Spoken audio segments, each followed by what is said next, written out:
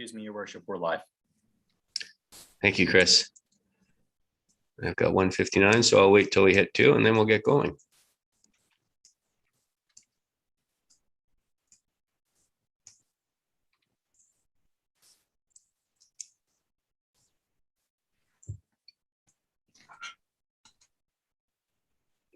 So I'll wait till we hit 2 and then we'll get going. All right, well, the bell tower just told 2. So I will call the Special Strategic Initiative Standing Committee to order on October 14. This is the continuation of the meeting we started last week, and we're dealing specifically today with the Code of Conduct item. So I'll start with reading the Land Acknowledgement. For more than 15,000 years, the First Nations walked upon and cared for the lands we now call home. Anishinaabe, Haudenosaunee, and Ojibwe, and many others who cared for their families and communities the way we now seek to care for ours. The town of Collingwood acknowledges the Lake Simcoe-Nottawasaga Treaty of 1818 and respects all of the nation-to-nation agreements that have formed relationships with the original inhabitants of Turtle Island. The reality of our shared history, the current contributions of Indigenous people within our community, and seeks to continue empowering expressions of pride amongst all of the diverse stakeholders in this area. We seek to do better, to continue to recognize, learn, and grow in friendship and community, nation to nation. I'll look for a motion for the adoption of the agenda, and the motion reads that the content of the Special Strategic Initiative Standing Committee agenda for October 14, 2021 be adopted and as amended, and the amendment is an attachment added 4.1 draft code of conduct with comments. Can I get a mover and a seconder, please? Councillor Berman, Councillor Madigan, all in favor? That is carried unanimously. Thank you. Declarations of pecuniary interest. Are there any declarations, Council, before we get started? Seeing none, if you find yourself in that position, please let us know. And that brings us to item 4.1, item on the agenda, which is the Code of Conduct. And I will turn it over to Clerk Almas. I think Chris is going to give a quick presentation, and then we'll get right into the comments we received from Council. Sarah? Thank you, Your Worship. So we do have Manager Michael Truman here, so he will provide the update. We also do have Jeffrey Abrams is going to be joining us as well, and we'll join him into the room at the moment. And Michael will provide a quick overview of the revised code, and we'll be looking forward to Council's discussion. Good, thank you. I'll pass it over to you, Manager Truman, and I see that Mr. Abrams has joined us. Welcome, Jeffrey. Thank you, Mr. Mayor, and thank you everyone for letting us come back to bring this item back to everybody. I just wanted to start with saying thanks to everyone for all of the feedback we received. We received quite a lot of really great notes, we've taken the opportunity to revise what we had initially put forward into the 4.1 document that was shared with everyone yesterday. I just wanted to go ahead and say that the town staff supports the revisions that we've made, and we've provided additional context for all the different items. And at this time, we're recommending that if anybody would like to discuss any of the items further, or if they would like to make amendments, this would be the opportunity to do so. Yeah, that's kind of where we're at. Good, thank you very much. Well, Council, we've had the input, and thank you to everyone for giving the input that we did. It was quite thorough. So we've got the input as vetted in the amended Code of Conduct that was sent around yesterday. What I propose to do is go through the rules, 18 of them individually, and so people can comment under each specific rule. And we will start then with rule number 1. Council, are there any questions or comments about the avoidance of conflicts of interest? Seeing none, then we will move on to rule 2, gifts, benefits, and hospitality. Are there questions or comments on the revisions there, Council? Councillor Hamlin?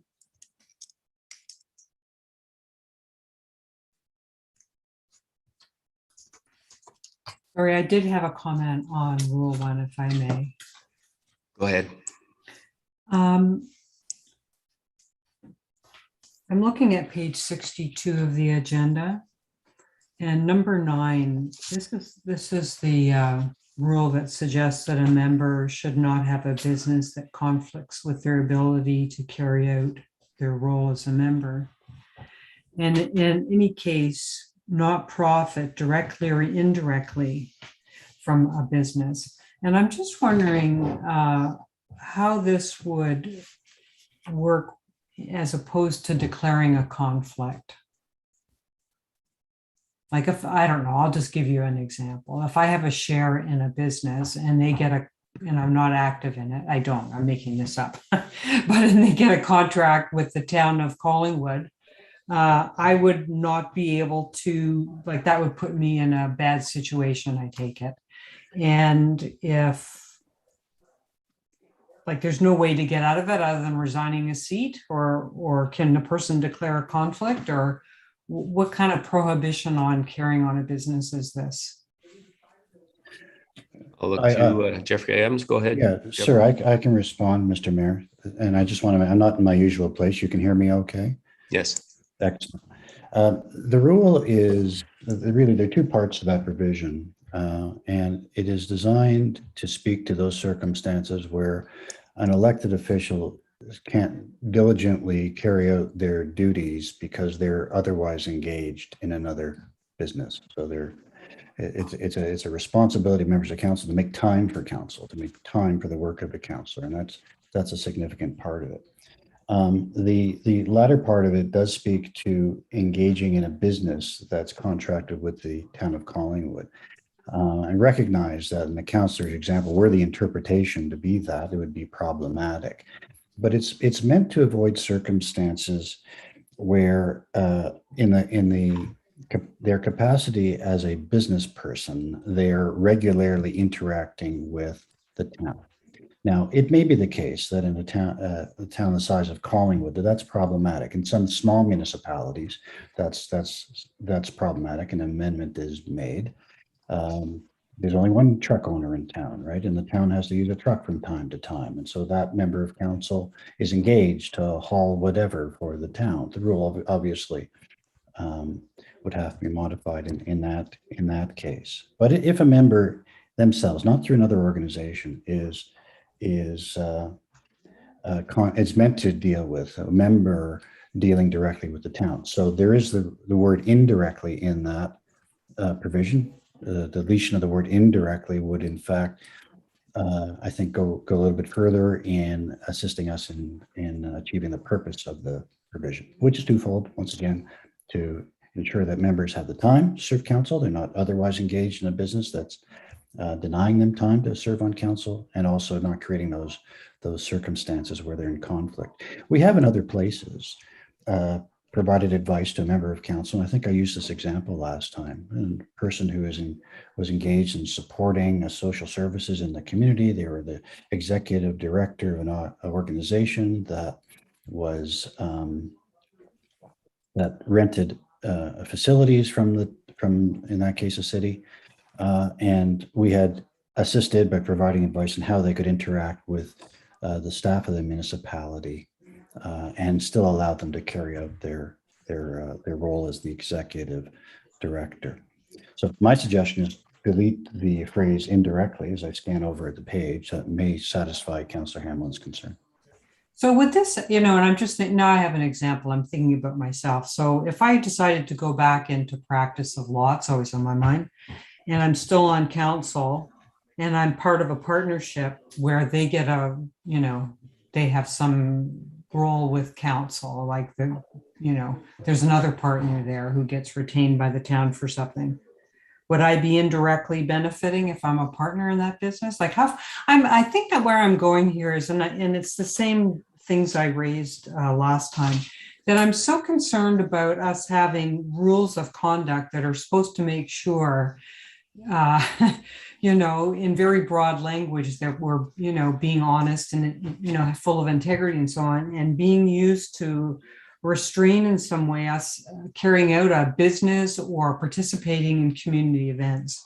And so I'm worried about this section because if I'm a partner in a business and my partner gets work with the town, what kind of position does that put me in? Or we have part-time counselors here. So, you know, if someone doesn't like somebody else on council, and, you know, most of us are working part-time, you know, and they start saying, well, you're not putting in enough hours. I can tell you're not reading the agenda or you're not doing this, or why didn't you comment on that? Like, it could go down the rabbit hole to a complaint to the integrity commissioner, right? You're not putting in enough time. Whereas, you know, for 26,000 a year, lots of us are just relying on this for income. Like, I have a lot of trouble with this. I don't know how we can solve it. Well, I did make if I may, Mr. Mayor, I did Yeah, make go a ahead. general comment last time, which was that this is a scheme, right? There are various parts that work together, and the interpretations of the integrity commissioner are part of how this thing is made to work. So we could take the perspective that you interpret a code as if it were akin to a criminal code. And so there are a bunch of prohibitions in it that are going to trap members of council, or you could take it as we propose you take it, as a guide to proper and ethical behavior. And when there are concerns or there are gray areas, you sort them out by making inquiries of the integrity commissioner, or by adding commentary so that the interpretation is clear. The provision is not meant to discourage or prevent part-time counselors from employment in the community. What it's meant, that paragraph's meant to avoid direct contact on a regular basis with the municipality, so which would creates all sorts of difficulties. I think it may be that removing the word indirectly solves the problem. Maybe there's some other modification you'd like, but that's the purpose of the provision. So may I just Director. add? Excuse me, just Yeah, counselor, yes. go through the mayor, okay? Oh, it's sorry, basic, I'm sorry. Okay, Yeah, so I got it, sorry. go ahead. Yeah, sorry. Through you, Mr. Mayor, I have one just follow up, and I'll just leave this as a thought, which is, if this is meant as a guide, then maybe the opening words of this document should reference that. And sorry, that's my dog. What can I do? Because I'm worried, you know, as much as I believe Mr. Abrams, you know, intends to take a liberal guide, you know, with this. Should he retire and find sunnier climes, we don't know who else will be interpreting this document. It may be with us for a while. So I'll just leave that thought. And then again, through you, Mr. Mayor, I raised a concern in our meeting was it earlier this week, last week, I've forgotten. Anyway, but renumbered number 11. And I just I couldn't see that it had been changed, but my question had been, and I'm still not clear whether we have to get pre-clearance from the integrity commissioner before we can, you know, accept roles in charitable or service not-for-profit corporations. Mr. Abrams? No, it's not the case that a member needs to seek pre-clearance from the integrity commissioner for that. Okay, so it says we can hold office subject to the member disclosing all material facts to the integrity commissioner, Mr. Mayor, and obtaining a written opinion from the integrity commissioner approving the activity in the specified manner. So the way I read it, I just have to say, is it says to me that I can't hold office unless I get a written opinion from our integrity commissioner that it's okay to do so. So Yeah, it's meant to speak to the circumstances in which your role in the charitable organization would come in contact with your municipal role. If that's not the case at all, if the charitable organization is a national organization that doesn't deal with municipal affairs, it's not an issue. But where there is the nexus, it allows for the integrity commissioner to create those customized circumstances for you and the municipality to coexist without conflict of any ethical conflict. So, Mr. Mayor, can I just leave this by saying it would be helpful if there could be some words added into that to clarify that it's only when there's a supposed conflict. Thank you. Thank you. Councillor McLeod? I apologize for not being quick enough off the draw on rule number 1. I have a question as well about how we're going to do this. Are we proposing amendments that will be voted on regarding each of these rules? Or is this just an open discussion?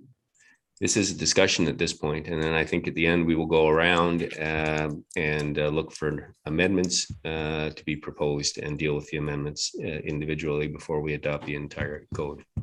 Okay, super. Thank you. And so I will be providing my comment regarding rule number 1, the commentary that is connected to rule number 1, subsection 11 or section 11. Rule number 1, number 11, wherein there's a discussion about employment, income, and disclosure. And while I do not want to necessarily see a webpage created that where members voluntarily disclose, I think the problem that the previous council whose actions led to the judicial inquiry, the problem was that there wasn't disclosure of employment income that might have rung bells. And so I will be requesting that we get legal advice regarding mandatory disclosure of income sources. And I'm not saying, if you have a trust fund or income and, interest income or your stocks, but I think that if a member of council is in the employ of a lobbyist who is doing business with the town on two ends of a deal, the public has the right to know that prior to an $8 million judicial inquiry. And so I will be asking for that. I think that's it. And I must say I echo Councillor Hamlin's suggestion that the intent of the guide, this being a guide rather than something proscriptive, is some wording to that effect, I think would be very useful, because while Mr. Abrams talks about how it's a guide for council and councilors, but it's also, people look to this in the public to check us, to see that we're accountable, to see that we're transparent. And so there is more to it than just us guiding our own behavior. This is what people will refer to and do refer to when judging our accountability. And we need to be able to point people who are saying things or who question things to the place from which we get our references. And so I think that some wording in a preamble to that effect would be enormously helpful. Thank you. Thank you, Councillor. And I might just quickly look to Mr. Abrams. If there's a council member that's in the employ of a lobbyist, if that doesn't trigger rule number 9, does it not or subsection 9 in rule 1, does it not raise issues on the face value of having a council member working with a lobbyist who is registered to lobby for again in Collingwood? Yeah, our comment back on the comment, not the commentary, but at the comment to the code, was more in contemplation of there being a number of situations in which a member was engaged that could give rise to similar concerns. And we did not know how long that piece of rope might be. So if a member was engaged with a developer, a member was engaged with a vendor of key procurements, key financial software, if a member was engaged in other organizations that dealt regularly with the municipality, there might be similar concerns. So to single out lobbyists, I recognize that that's a particular concern for this municipality, given its recent history. But it was in compiling the provision that we just didn't know how broad to make it. And you also have lobbyist registry, which requires registration when persons are dealing with public office holders. Public office holders are broader than just members of council. And so from our perspective, it wasn't a provision that could be easily added to the code. That said, if it's the desire of council to insert something, we can do that, just as we can with the suggestion for broader guiding language at the beginning of the document. Any follow-up, Councillor McLeod? Thank you. I'll follow up with those recommendations and amendments when the time is correct at the end of this conversation. Thank you. Okay, thank you. Council, any other comments on rule number 1? Seeing none from other council members, I will go back to Councillor Hamlin. Sorry, I forgot to point out one, which is the very end of the commentary, which is on page 63. And this is through you, Mr. Mayor. At the very end, so they're talking about if you're part of a body, and the word is board, commission, or corporation, which seeks town resources such as space, support, or funds, then you shouldn't serve on the board of directors. And I'm just wondering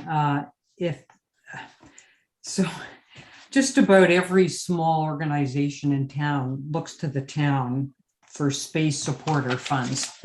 So I just want to make sure that we have enough words in there that, I'm not sure what the intent is here, and I want to make sure it's not too broad. Thank you, Mr. Mayor. Mr. Abrams? Yes, as I mentioned earlier, there are different, depending upon the size of the municipality and the nature of the interactions, but I hear the councillors' concerns. If I'm not prepared to draft it on the spot, but if direction is given to clarify the intent of the provision, we can certainly take care of that concern. Thank you. All right. Good kind of discussion there. So move on to rule number 2, which is gifts, benefits, and hospitality. Are there questions or comments on rule number 2, council?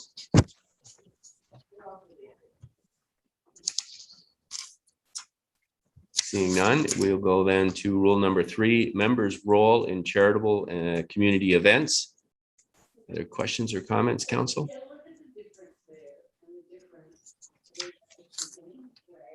Seeing none, we'll move on to rule number 4, which is confidential information. Mr. Mayor, I did Yes. have some comments. Thank you. On which rule, councillor? The one that we just, 3. Rule 3. All right, go ahead. Thank you. So I'm looking at page 70 of the agenda, and it's so it's in B, members or persons acting on behalf of members shall not solicit support from anyone who's doing things in town. Okay. For any other group. So what I'm reading here is, so why I'm raising this is we're a small town, we've said a few times. And so, for example, there may be developers, I'll say in town, who are also very involved in charitable matters or raising funds for different things that are happening in the community. And some, counselor may be thinking, gee, I wonder if they'd also support this group or this charitable organization. So I'm wondering if it would help, and I'll just leave this, Mr. Mayor, for the thoughts of our integrity commissioner, if it could say member, in their capacity as a member, they're soliciting from people who are otherwise doing business. Mr. Abrams, any comment on that? Certainly, I can look at that, think through the issues. I think it's clear to members that there ought to be some red lights flashing if someone is approaching the town for a major planning permission, for example, and at the same time seems willing to support your endeavor, whether it's related to the town or in your personal capacity. But I do hear the question, and I'll be happy to give some thought to it. Thank you. Thank you.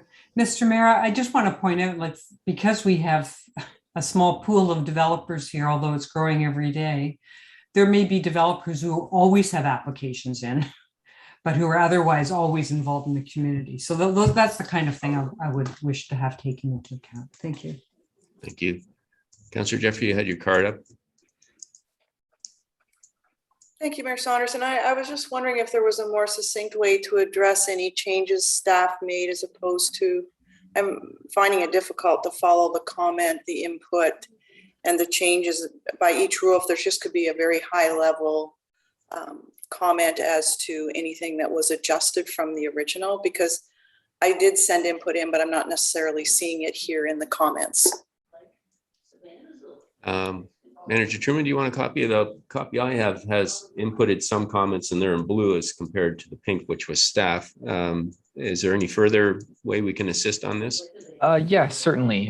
There are certain areas that with track changes, you can see where, yeah, like you said, things that are in blue were things that we added. I can draw specific attention to in this particular rule in part 2, subpart E. That's a brand new addition to this particular rule. And there was also in the commentary section in this particular rule, there was a fair amount of editing done in paragraph 2, and paragraph 3 is brand new, something that was developed by the Integrity Commissioner. Okay, thank you. Does that assist, Councillor? Yes, it does. Thank you. All right, are there any more questions or comments on Rule 3? Seeing none, then I'll take us over to Rule 4. And just to continue this pattern, then maybe Manager Truman, you can point out the significant changes from the previous version to this version. Certainly, Mr. Mayor, thank you. In this particular rule, there is no content changed. There is comment and context provided in the comments, specifically around item 7 in this particular rule. Okay, thank you. Council, any questions or comments on rule number 4, which is confidential information? Councillor Hamlin. Yes, Mr. Mayor. My question is whether, and I raised this at our meeting last week, whether there should be some exception in number 1 of rule number 4 about I had asked a question about when we have educational seminars. Particularly, I was thinking of the ones at the beginning of term, because and the advice that I believe Mr. Abrams gave was the information itself is not confidential that we receive in educational sessions.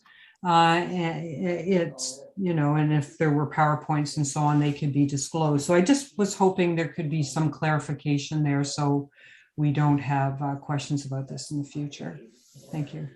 Yeah, I know there was some discussion. I know Mr. Abrams has a comment, but I think I'm going to look to the clerk. Some of the training information, there was also proprietary concerns. And so not all slide decks, by virtue of the fact of not being confidential, were available to the public because there was proprietary concerns with the consultant that we had used. So I just wanted to get confirmation of that from the clerk. Sarah? That is correct, Your Worship. In addition to that component, regardless, any release would be, subject to the provisions of MFIPA, the Municipal Freedom of Information Protection and Privacy Act, before it could be disclosed. Okay, thank you. And then with that, I'll look to Mr. Abrams. Thank you, Mr. Mayor. So as I recall the discussion from last time, and I thank the councillor for bringing it up, there was what we were talking about was the statutory obligation to make the record of education and training sessions disclosable upon requests available. And I hear the request to otherwise make the discussions at an education and training session public, if I interpret the question correctly. What we wouldn't want to be the case, though, is that a member have free reign to disclose the conversation that might occur at an education and training session. So if the councillor is satisfied with this being resolved in terms of the records, the clerk is quite right. Disclosure would be subject to somebody asking for it, and MFIPA would apply, and those restrictions would be applied, such as a person who claims that there is a third-party information that would result in harm to them were to be released. And I don't think any modification is required, but happy to consider whether it needs to be done. Follow-up, Councillor? Yes, thank you, Mr. Mayor. What I'm thinking of is, disclosing that, we did receive information around our obligations for, I don't know, for example, the water system and what those obligations are, and maybe who talked to us. And I mean, we get lots of information in education sessions, and to me, it's not confidential.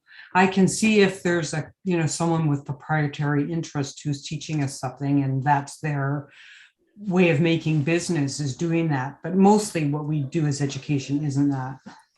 Yeah, thank you. If I may suggest, Mr. Mayor, it might be prudent to just have an approach so that whilst in an education and training session, you make a determination at the conclusion of the session, whether it's all open or some of it's open, or maybe there's a statement of some kind that's agreed to be made public.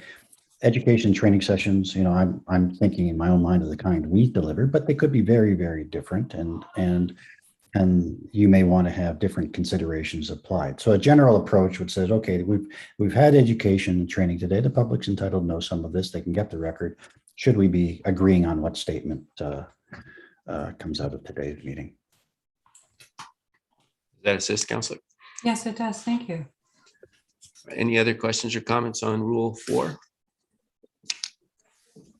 Seeing none, then we'll get on to Rule 5, which is use of town resources. And there is some changes there. So I'll look to Manager Truman if you can take us through those at a high level, please. Yeah, certainly. The change is actually quite small. It's just to item 4 in this rule. There's just a small addition in that paragraph. A lot of the comments here directly address some of the council feedback that we received, just in terms of what the expectations are around staff resources. Okay, thank you. Council, questions or comments on Rule number 5? Seeing none, then we'll move to Rule 6, which is election campaigns. There are some changes over, I think, Part 8, Sub-Rule 8. Manager Truman, maybe you can take just high level on those, please. Oh, I see CL Skinner has her card up. Go ahead, Sonia. Thank you, Your Worship. There was one little thing I wanted to mention related to the use of staff resources, and I don't know if it ended up, I think perhaps it didn't end up in a change to the document, but we do routinely support members who've been designated by council to say be a member at AMO or be a member at FCM, and printing packages for them, maybe helping them with some of the administrative work that's required to support their participation as deemed by council to be on behalf of the town. And I think that just wanted to make that comment because it is noted in the questions asked. Thank you. And it would be considered a reasonable use of town resources to do so. Thank you for that clarification. Does that give rise to any questions from council? No? Okay, then we'll go to Rule 6, the election campaigns, and Manager Truman, maybe you can just take us quickly through the high level. Again, no major changes to the actual content. The comments on the side are more to kind of provide additional context around some of the questions that we received around local boards and people who would then be considering running for office themselves or campaigning. Thank you. Council, questions or comments on this rule? Councillor McLeod. So I asked the question regarding whether the unintended consequence of rule number 6, item number 8, might prohibit a member of the public, if they were to read through this, from feeling as though if they served on a local board, whether they could put a lawn sign up. And I feel as though maybe that should be included in the commentary, just to be clear to anybody who is contemplating performing civic duties that they will not be prohibited from performing other civic activities. All right, any comment, Mr. Abrams? No, certainly commentary can be added to that effect. Okay. Maybe you can come back to that in the under amendments, Councillor. If there's no other comments on Rule 6, we'll go to Rule 7 then, improper use of influence. And there was one item, no, I think that stayed the same. Any questions or comments then, Councillor Hamlin? Thank you, Mr. Mayor. I'm just wondering about why number 3 is there.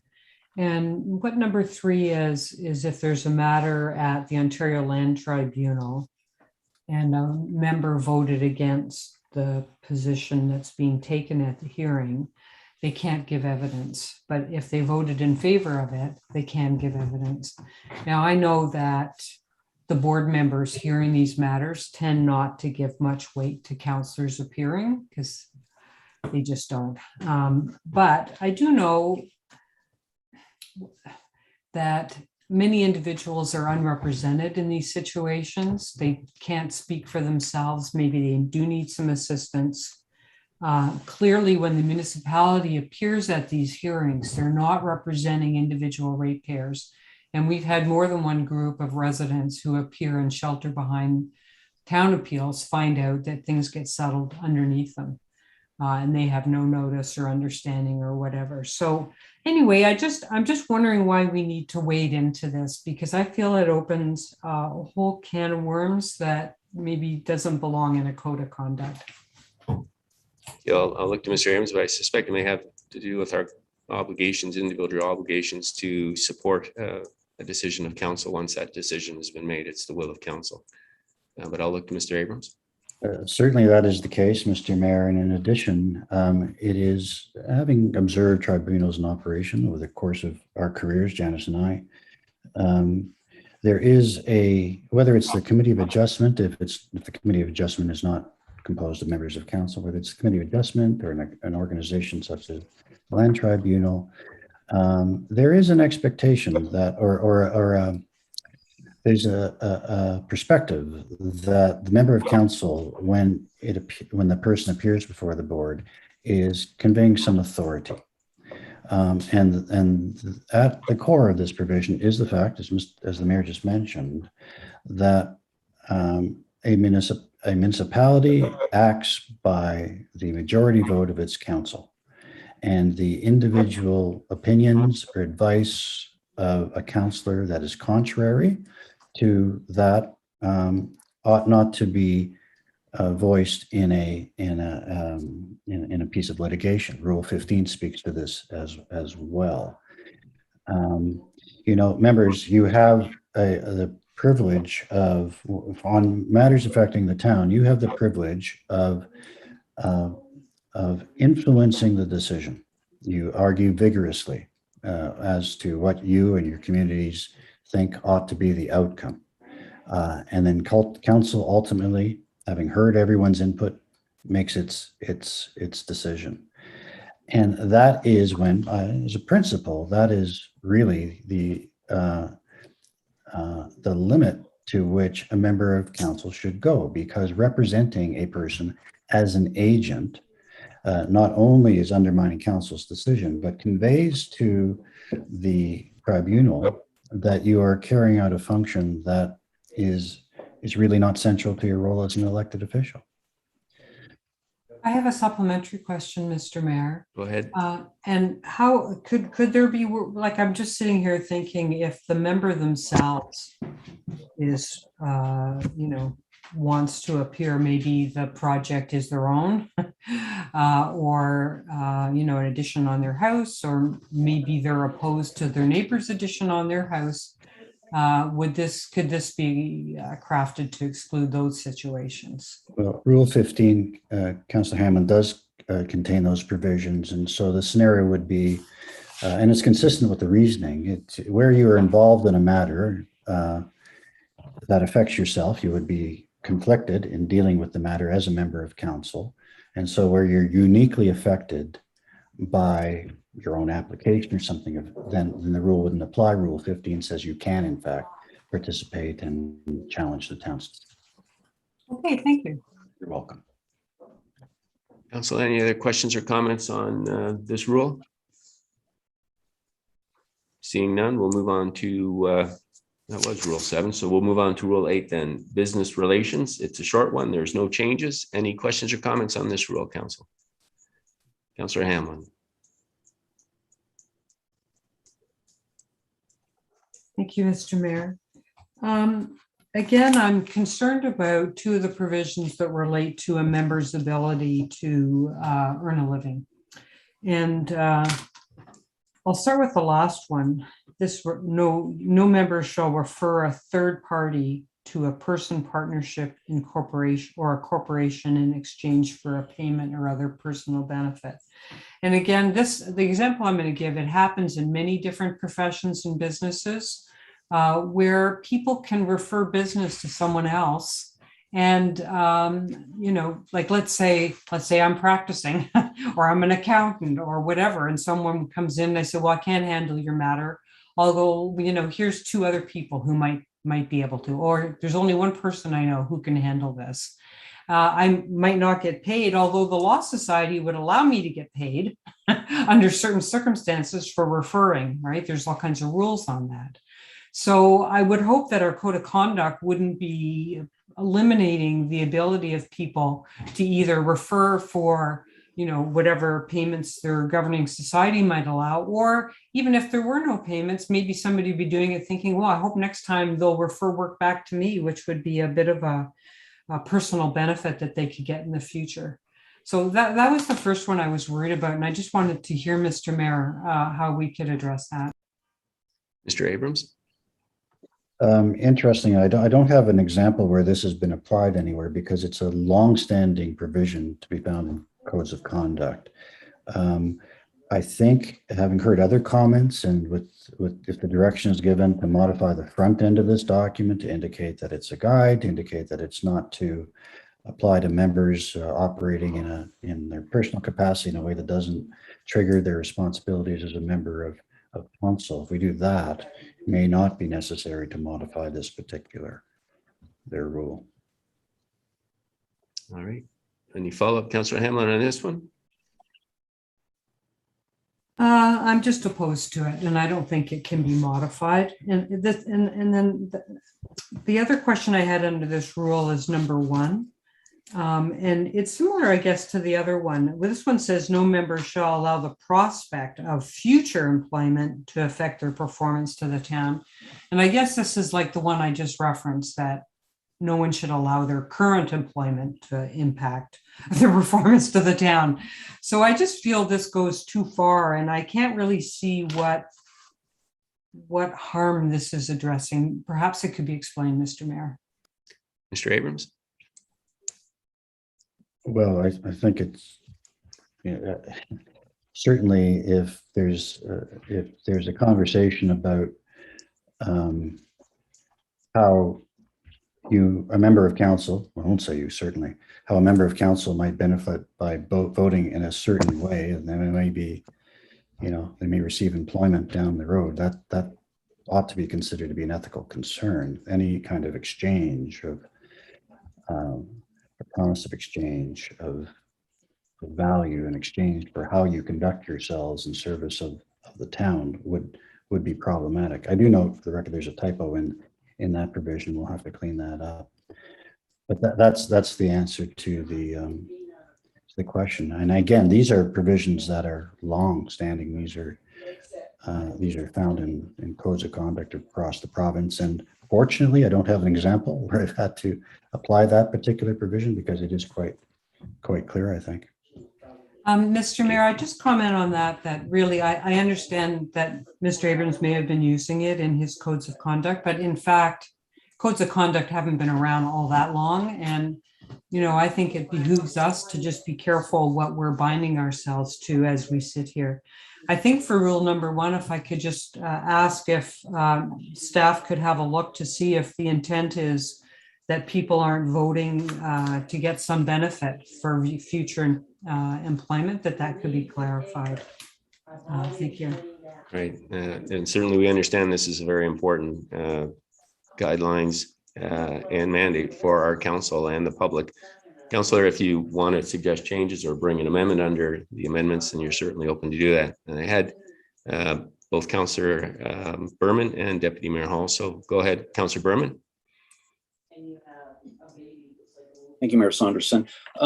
I guess through you, maybe to Mr. Abrams, I'm reading rule number 8, and what I'm reading is a way to, as a positive, as a way to avoid what is referred to as the quid pro quos that were such a central part of the judicial inquiry. So I'm reading this as a positive, as a way to avoid that. Am I reading it correctly? Is my interpretation even close?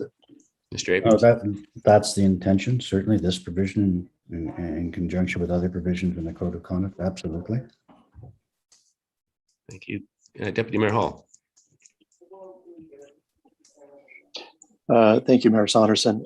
This is a comment specific to rule number 8, point number 1, but also maybe a general comment in terms of just conducting oneself as it relates to a part-time position with the municipality and potentially a full-time or part-time position outside of our role with the municipality. And I've been relatively quiet to this point in terms of reviewing this document, but that's not to suggest I don't take it seriously. And I agree with Councillor Berman that I view this in the positive context. And I'll use myself as the example because I'm the elephant in the room. And that is that I've had people say to me, both in my previous capacity as a councillor and now as deputy mayor, and I respect them for this. And they've said, you know, Keith, we like you as an individual. We like some of the things that you stand for, but we're not comfortable that you are both a realtor and a deputy mayor, simply for the optics of the perception of being perceived conflict. And I think from day one, I've taken that very seriously. I think it's a very valid point. And so I'm very cognizant in the sense that, you know, every time an agenda is put forward, I spend more time probably perusing that agenda to ensure that, one, I'm not in a direct conflict, but secondly, that although I'm an independent contractor and not an employee, that persons that I may be affiliated with or working with don't have a business at hand with the municipality or potentially, you know, future business. But specific to this matter, in terms of employment for future benefit, I think that this is a good thing to have in place, because could you imagine the optics? And I'll use myself as the example, where over the course of a 4-year term, you know, 3 key decisions are made as it relates to new development projects. And they're working their way through the process. And now I'm no longer in the capacity of working for the municipality, but lo and behold, who's the lead salesperson on those 3 developments but myself? And I think it would raise serious questions as to whether or not myself, and I'm using myself as an example, but a person, you know, that is working and transparently working in 2 professions, you know, I think a person from the public would have every right to question the motivations behind those decisions and whether there were discussions at the time about future opportunities from an employment standpoint. And so anyway, those are my comments. Thank you. Thank you, Deputy Mayor. Any other comments on Rule 8? Councillor Hamlin? Yeah, Mike, I so appreciate the comments the deputy mayor's made. And Mr. Mayor, I'm just sort of wondering, you know, any person who's in a business in real estate or, I don't know, home decorating or whatever, honestly, would, you know, if I read this rule correctly, and here, I guess here's the question, would they always have a conflict on a development application? Because it's going to result in units that need to be decorated, that need to be sold, that need to be resold. You know, where, you know, what's the answer to that if you have a business that relies on the development industry? Mr. Abrams? So certainly any advice we give or any complaints we review are dealt with in the context, the factual context at present. And just a little bit of a history here for members. Under the Municipal Conflict of Interest Act, which, as we know, is a very narrow statute, under the Municipal Conflict of Interest Act, there's a provision that's been added. A series of principles have been added to that statute.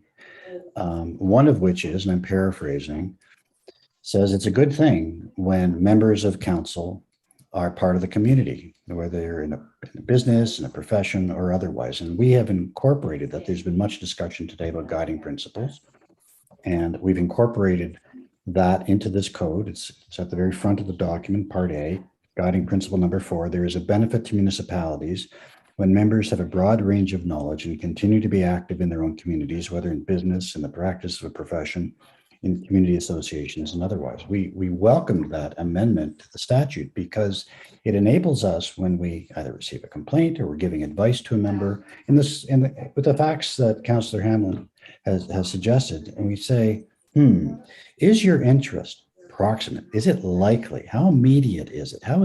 What's the connection? Certainly, if there is a possibility that a decision might assist a member down the road, we now have a principle that says, no, it's a good thing for members of council to be from the community. We don't want councils composed of the elite in the community that don't need other sources of income.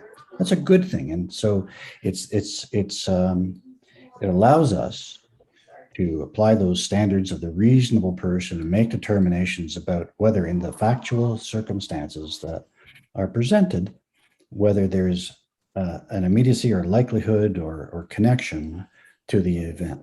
In another municipality, when we started as integrity commissioner, a previous integrity commissioner had advised that a member who is in the same position as the deputy mayor could not participate in any planning matter before council, because a planning matter is going to generate dwellings are going to generate opportunities for sale, and the sale is a benefit, would be a benefit to somebody engaged in the industry in that municipality. And we said, no, that's too much.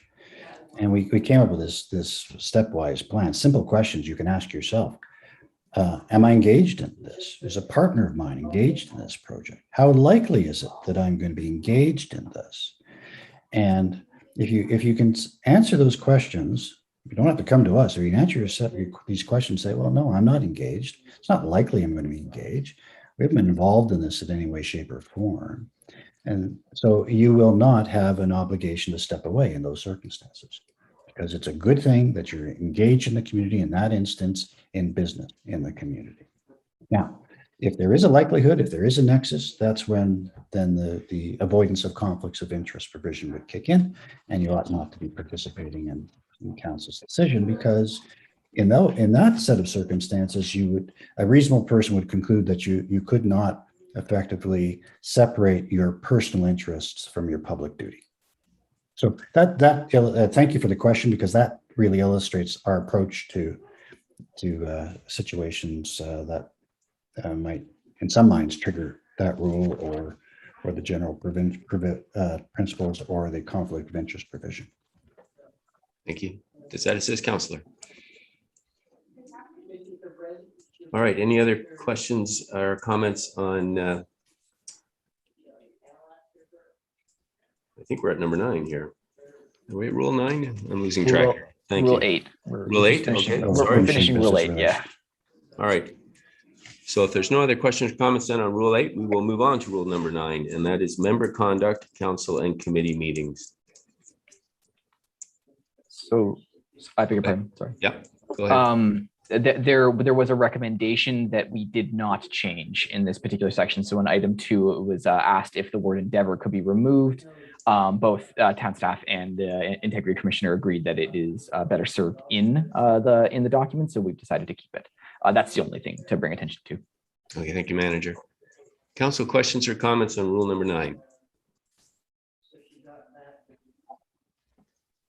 All right, seeing none, that brings us to Rule 10, media communications. And there was some changes there, I guess, in the commentary. Manager, you want to take us through that?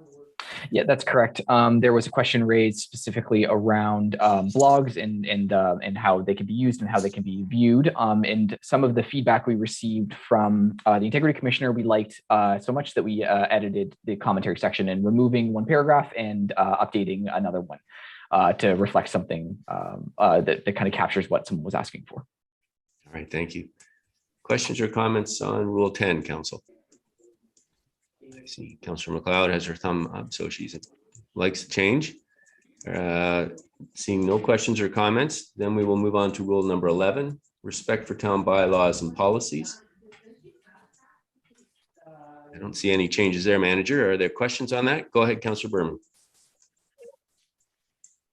Thank you, Mayor Saunderson. I'm not sure if this is the right spot for this, so I'll ask through you to the clerk. Maybe it is. We talk a lot.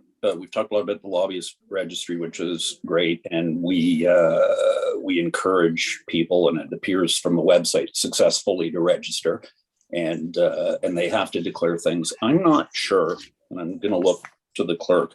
Do members, is it in one of our policies, do members have an obligation to report if they've been lobbied? Sarah?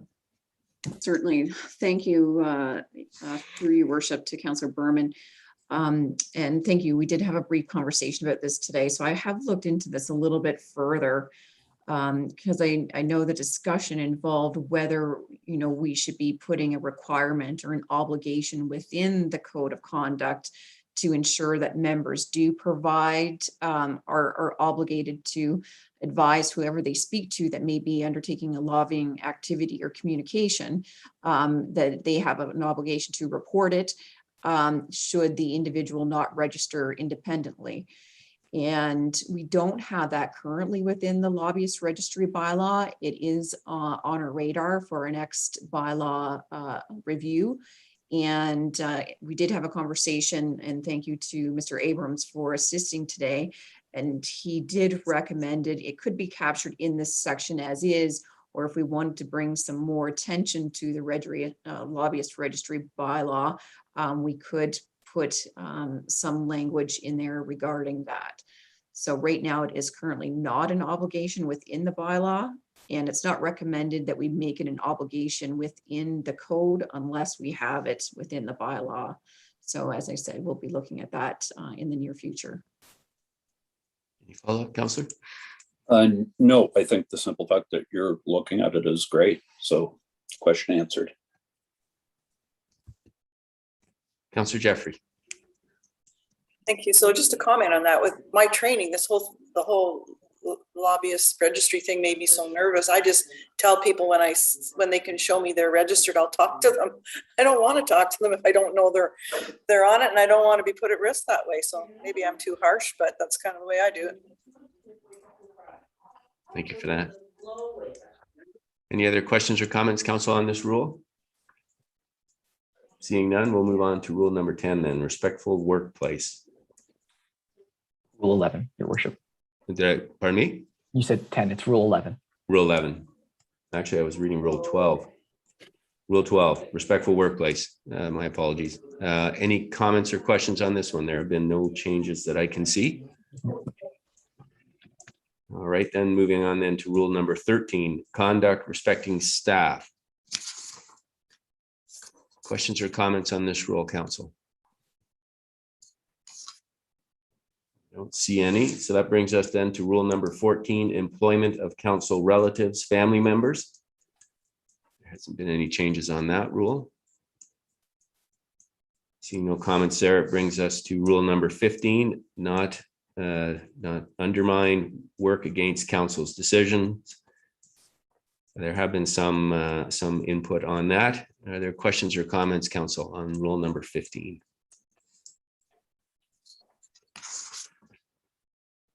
All right, rule number 16, reprisals and obstructions. Any questions or comments on that rule, council?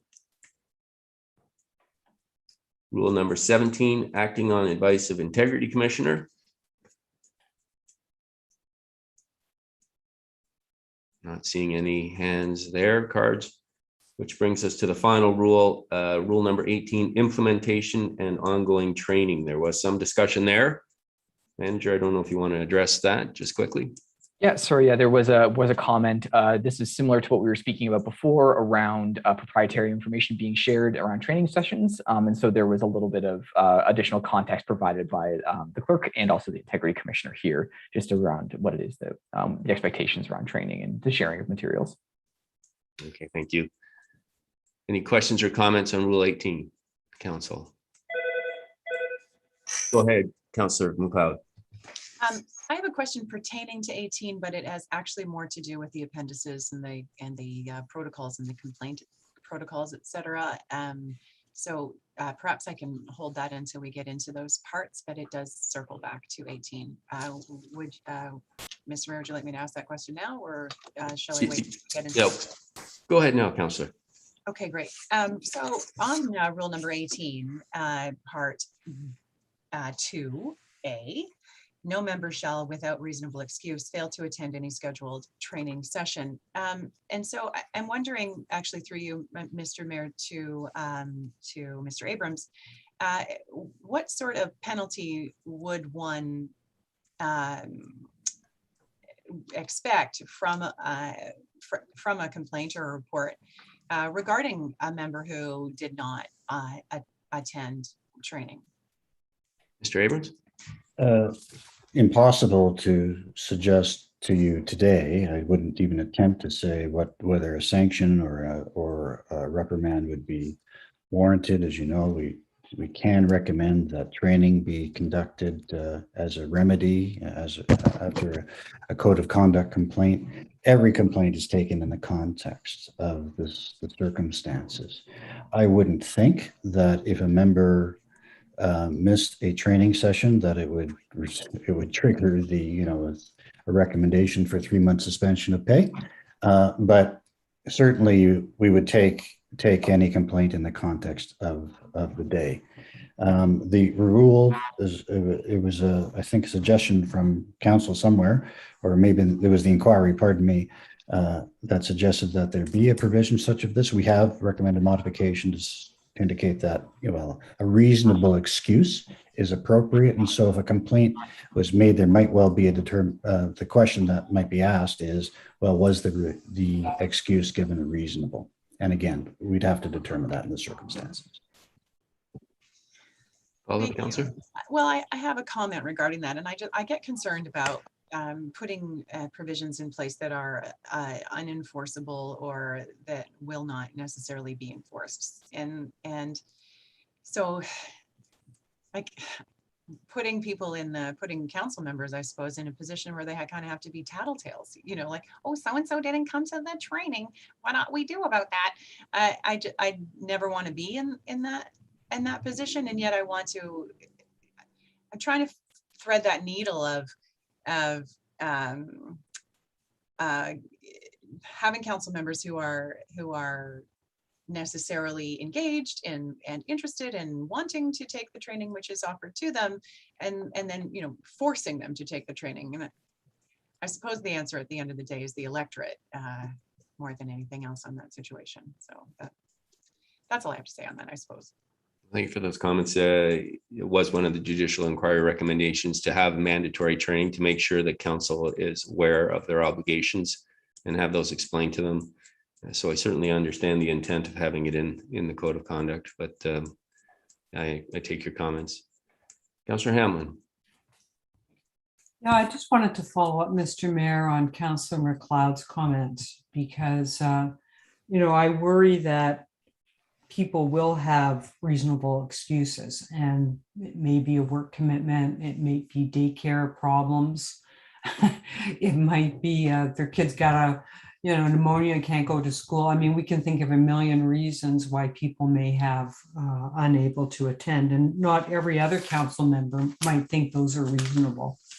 So I'm wondering if it makes sense to say instead, a member shall make every effort to attend scheduled training sessions. Because the only other alternative I can think of is that if someone's not able to attend due to a reason, that there be a second session scheduled. I mean, what are we going to do? Are we going to run to the Integrity Commissioner, Mr. Mayor, every time someone's child's sick and they can't come? I mean, I share the concern, that we're creating a bit of a nightmare here. Well, it uses the obligatory shall, says without reasonable excuse. So I guess the phraseology there is mitigating that. It's saying because the judicial inquiry did say that there should be mandatory training. So how do you implement that in a context that provides reasonable boundaries. And so make every effort. Is that equal to member shall without reasonable excuse? In my mind, they're both very similar. I think they're, different sides of the same coin. But again, I think the bottom line is the message for council is it is mandatory. So you need to make every effort, absent a reasonable excuse or obligation, you should be there.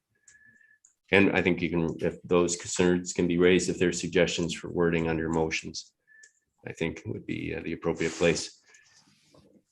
So that brings us to the end of the rules. There are the appendices. There is the Council Code of Conduct Complaint Protocol, formal complaint procedure. Are there any questions or comments on those items, Council? Sorry, Your Worship, I can bring attention to some changes to this section if you'd like. Okay, please go ahead. Sorry, under the investigation section.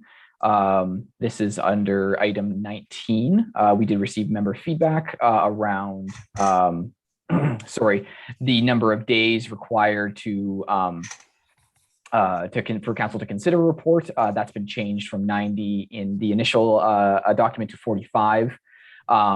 There was also a little bit of, under the section for council review, there was also a few small updates to some of the language just around, imposing things like penalties, changing from either or to up to, and a couple small changes like that.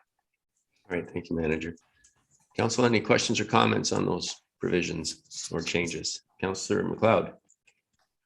Thank you. This is regarding actually the formal complaint procedure. Okay. Part B. So if there were no questions on Part A. Yes, go ahead.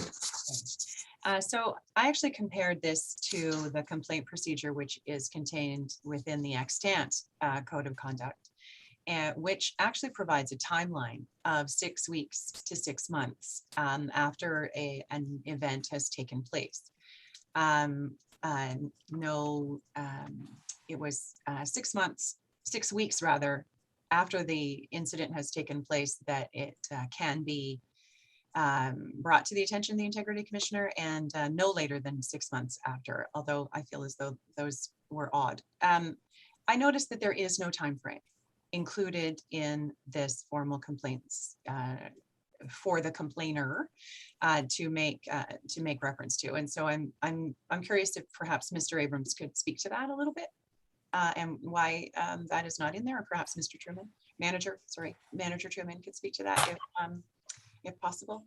All right. Well, we'll start with Mr. Abrams, and then I'll go to Manager Truman. Certainly, Mr. Mayor.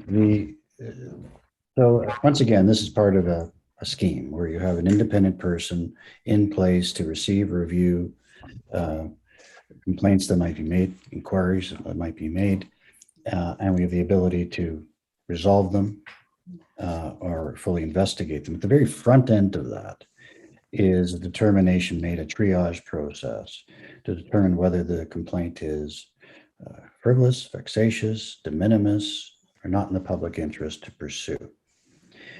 And so we certainly would take into account the availability of persons to give evidence, the ability of the respondent to respond after a lengthy period of time. And all of that would be, again, assessed in the circumstances. We have certainly seen codes of conduct with limitation periods. 6 weeks is very short and creates a bar to individuals bringing to council's attention any particular matter. We prefer there not to be an artificial bar. We prefer that the triage process operate as it's intended to operate, and that it be left in that manner. If there is to be a limitation period inserted, we recommend that it be a substantive one. One certainly at the low end would be 6 months. Manager Truman, anything to add to that? Yeah, just to follow up just on what Mr. Abrams added at the end there. We do not believe that the conduct of an individual is any less important if it occurs 6 weeks ago or 2 years ago. So it would be something that we would consider moving forward. Yeah, go ahead, Councillor McLeod. Thank you. And so then as a follow-up to that, if we are to bring this particular, our new recommended draft code of conduct into force, I think I'll look to the clerk for, through you, Mr. Mayor, to the clerk. The thought is that we're going to take this to the public in the next little while and then bring it back for a final stamp of approval from this council in November or December of 2021, yes? And so would that mean that once that happens, that something that happened in this council 2 years ago could now be brought to the Integrity Commissioner with a formal complaint? Thank you for that. I don't know that we have retroactive. We always have prospective, is my understanding, but I'll look to Clerk Almas and Mr. Abrams, whoever wants to take that question. Thank you, Your Worship. To Councillor McLeod's question, I will appreciate Mr. Abrams' comments as well, but in my opinion, it's the code of conduct that was in place at the time would be what is applicable. Mr. Abrams? That's correct. And if the member continues to serve on council, if a violation happens to cross an election, it may still be relevant to take the complaint into the new term. But the code that would be in play would be the code that was in effect at the time of the alleged offense. Terrific. Thank you. That's I completely agree with removing the 6-week thing. It's sometimes I agree. I also have another question through you, Mr. Mayor, for Mr. Abrams regarding part of the discussion of the complaints process, and that is the reference that is made to the Public Inquiries Act, which is not referred to in the previous code of conduct. And I just wonder if you could expound on that a little bit for us, please. Mr. Abrams? Certainly, and thank you for the question, because if any member has the notion that we might be renting hearing space and conducting an actual hearing, that is so remote from what we would consider to be necessary. But the Public Inquiries Act is referred to in the Municipal Act in the sections that empower and guide integrity commissioners. And what it boils down to is that an integrity commissioner has the ability to issue a summons under that act, compel a person to come and speak to us, compel the production of documents if they're not being voluntarily provided, and in effect supports a proper investigation of a matter. We rarely make use of the provisions. Some integrity commissioners routinely use those provisions. But if in your mind was the notion that there would actually be a public inquiry, we can assure you that wouldn't be the case. Yes, understood. Thank you. Yes. Okay. So that's just basically a housekeeping, sorry, through you, Mr. Mayor. That's just basically housekeeping to codify what's already happening anyway. That's right. It's under the act. Thank you so much. Those are the questions that I had regarding the appendices. Thank you. Thank you, Councillor. Council, any other questions on the appendices? Seeing none, then I'm going to read the motion and get it on the table. And it reads as follows. That staff report C 2021-17, 2021 Collingwood Code of Conduct for members of council, committees, and local boards, and Collingwood Code of Conduct for advisory committees and task forces be received, and that the Strategic Initiative Standing Committee herein endorse the draft Town of Collingwood Code of Conduct for members of council, committees, and local boards, and Collingwood Code of Conduct for advisory committees and task forces, and authorize staff to conduct public consultation prior to this staff report being considered by council. Can I get a mover and a seconder, please? Councillor Berman, Councillor Madigan. And then I'll put this on the floor, but I will invite any amendments or changes. We'll deal with those first, and then we will deal with the main motion. Are there any amendments, council? Councillor Hamlin. So I expect then, Mr. Mayor, what I should be doing is highlighting the matters I raised questions on and giving specific wording for what I would ask be considered. Is that what? Yes, that's what we'd be doing. And if you have a number, you might want to do them one at a time. I'll leave that up to you. All right. Well, then I'll start. So I'm on page 62 of the agenda. So number 9, I think Mr. Abrams had suggested we take out the word indirectly in the second last line. So I would be proposing that. And I didn't know how to address the situation of one being in partnership with somebody or association with someone who might be directly profiting through the business. So I'm a bit stuck on wordsmithing. Right. Well, first of all, why don't we deal with the indirectly, and then I will. So if you can get a seconder for your motion to remove indirectly. Is there a seconder to remove indirectly, Council? Councillor Comey? Councillor Jeffrey, go ahead.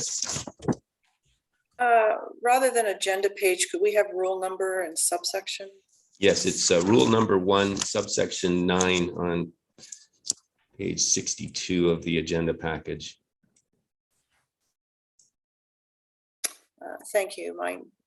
The on-screen ones aren't numbered that way. So thank you. Okay, have you got the rule? All right, any other questions or comments on this issue, Council? Seeing none, then I'll call the vote. All in favor?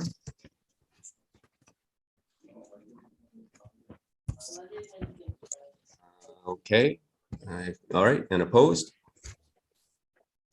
So that is carried. Thank you.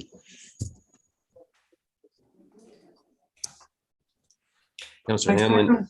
My second one, Mr. Mayor, is 2 down from the one we were just dealing with. It's numbered 11. Yes. And this is the one that said if a member holds office with a charitable corporation, it's subject to the member disclosing all the material facts. So my proposal would be to amend this so that would read, despite paragraph 7, a member may hold office for directorship in a charitable service or other not-for-profit corporation, subject to where there is a concern that their role may be in conflict with their role as a member, in which case the member should disclose all material facts to the Integrity Commissioner and obtain a written opinion and so on about whether they have a conflict. All right, I'll look for a seconder for that amendment. Seconded by Councillor Comey and Councillor Doherty. I had your card up. Yes, I did, Mr. Mayor. And relative to the amendment that Councillor Hamlin has suggested, it seems to me in this particular case that whatever issue may be embodied in that item could also be embodied and answered with this whole notion of declaration of disqualifying or non-disqualifying conflict of interest. I mean, to me, that just captures, frankly, so many of the issues that we have discussed today. Okay, thank you for that. I'm going to look to Mr. Abrams. I think there was a question initially in the discussion about whether it's mandatory that the member go through the Integrity Commissioner prior to holding office or directorship in the charitable service. And I think that's what Councillor Hamlin's motion is about. It sounds like when it says subject to that it is required. Is it required or is it optional? Certainly if it, the provision is meant to address those situations in which a member's activities outside of council conflict with their activities as a member of council. And in some cases, a directorship might be the case. But I had my hand up, Mr. Mayor, because as I recall the earlier discussion, many of these provisions might be resolved by an introductory principle or guiding principle that speaks to the code applying in the manner I just spoke to. So in other words, it wouldn't apply in personal circumstances, similar to the amendments we made, I think, with respect to rule number 3. So as members are making their suggestions for amendment, if there's some latitude given to staff and myself to address those matters in a different way, it may be helpful to you and council. All right, well, I'll look to Councillor Hamlin. It's your motion. Would qualifying wording in the form of commentary at the outset assist you on that, or would you wish to proceed with the motion? I would like to proceed with the motion, Mr. Mayor. I read this as being fairly direct in its instruction.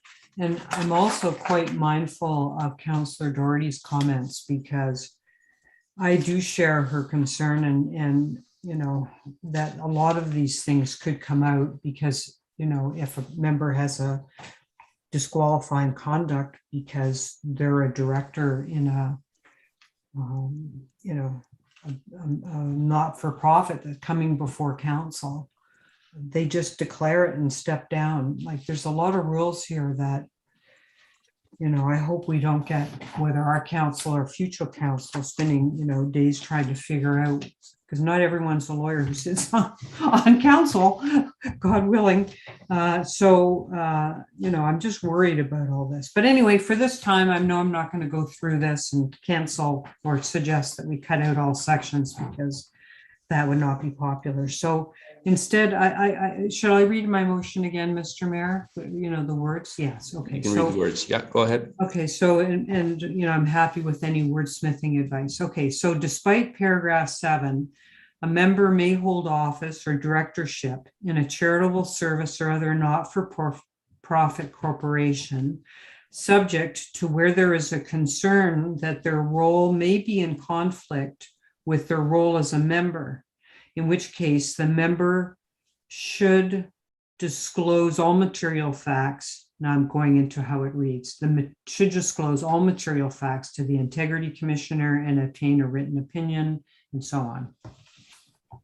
All right, and that has been seconded by Councillor Comey. Questions or comments, council? Seeing none, then I'll call the vote. All in favor? And opposed? And that is defeated.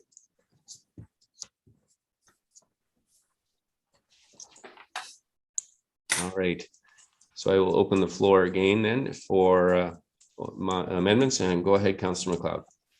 Thank you. So I'm satisfied regarding the rules and so on, but I would like to make sure that we do add some commentary regarding rule number 15. The commentary that was provided in response to the comments, I would ask that that be included in the commentary to rule number 15 in some form. Do we need to take a vote on that, or can I just make that as a request before this goes out to the public? Just let me catch up here to rule 15.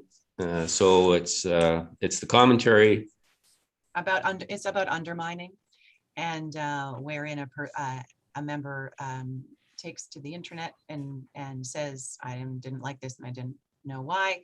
I'm really pleased with the clarification that has been provided, and I would like to see it included for clarification for others. And so the fact that it's down the side of the page, I'd like it in the middle of the page.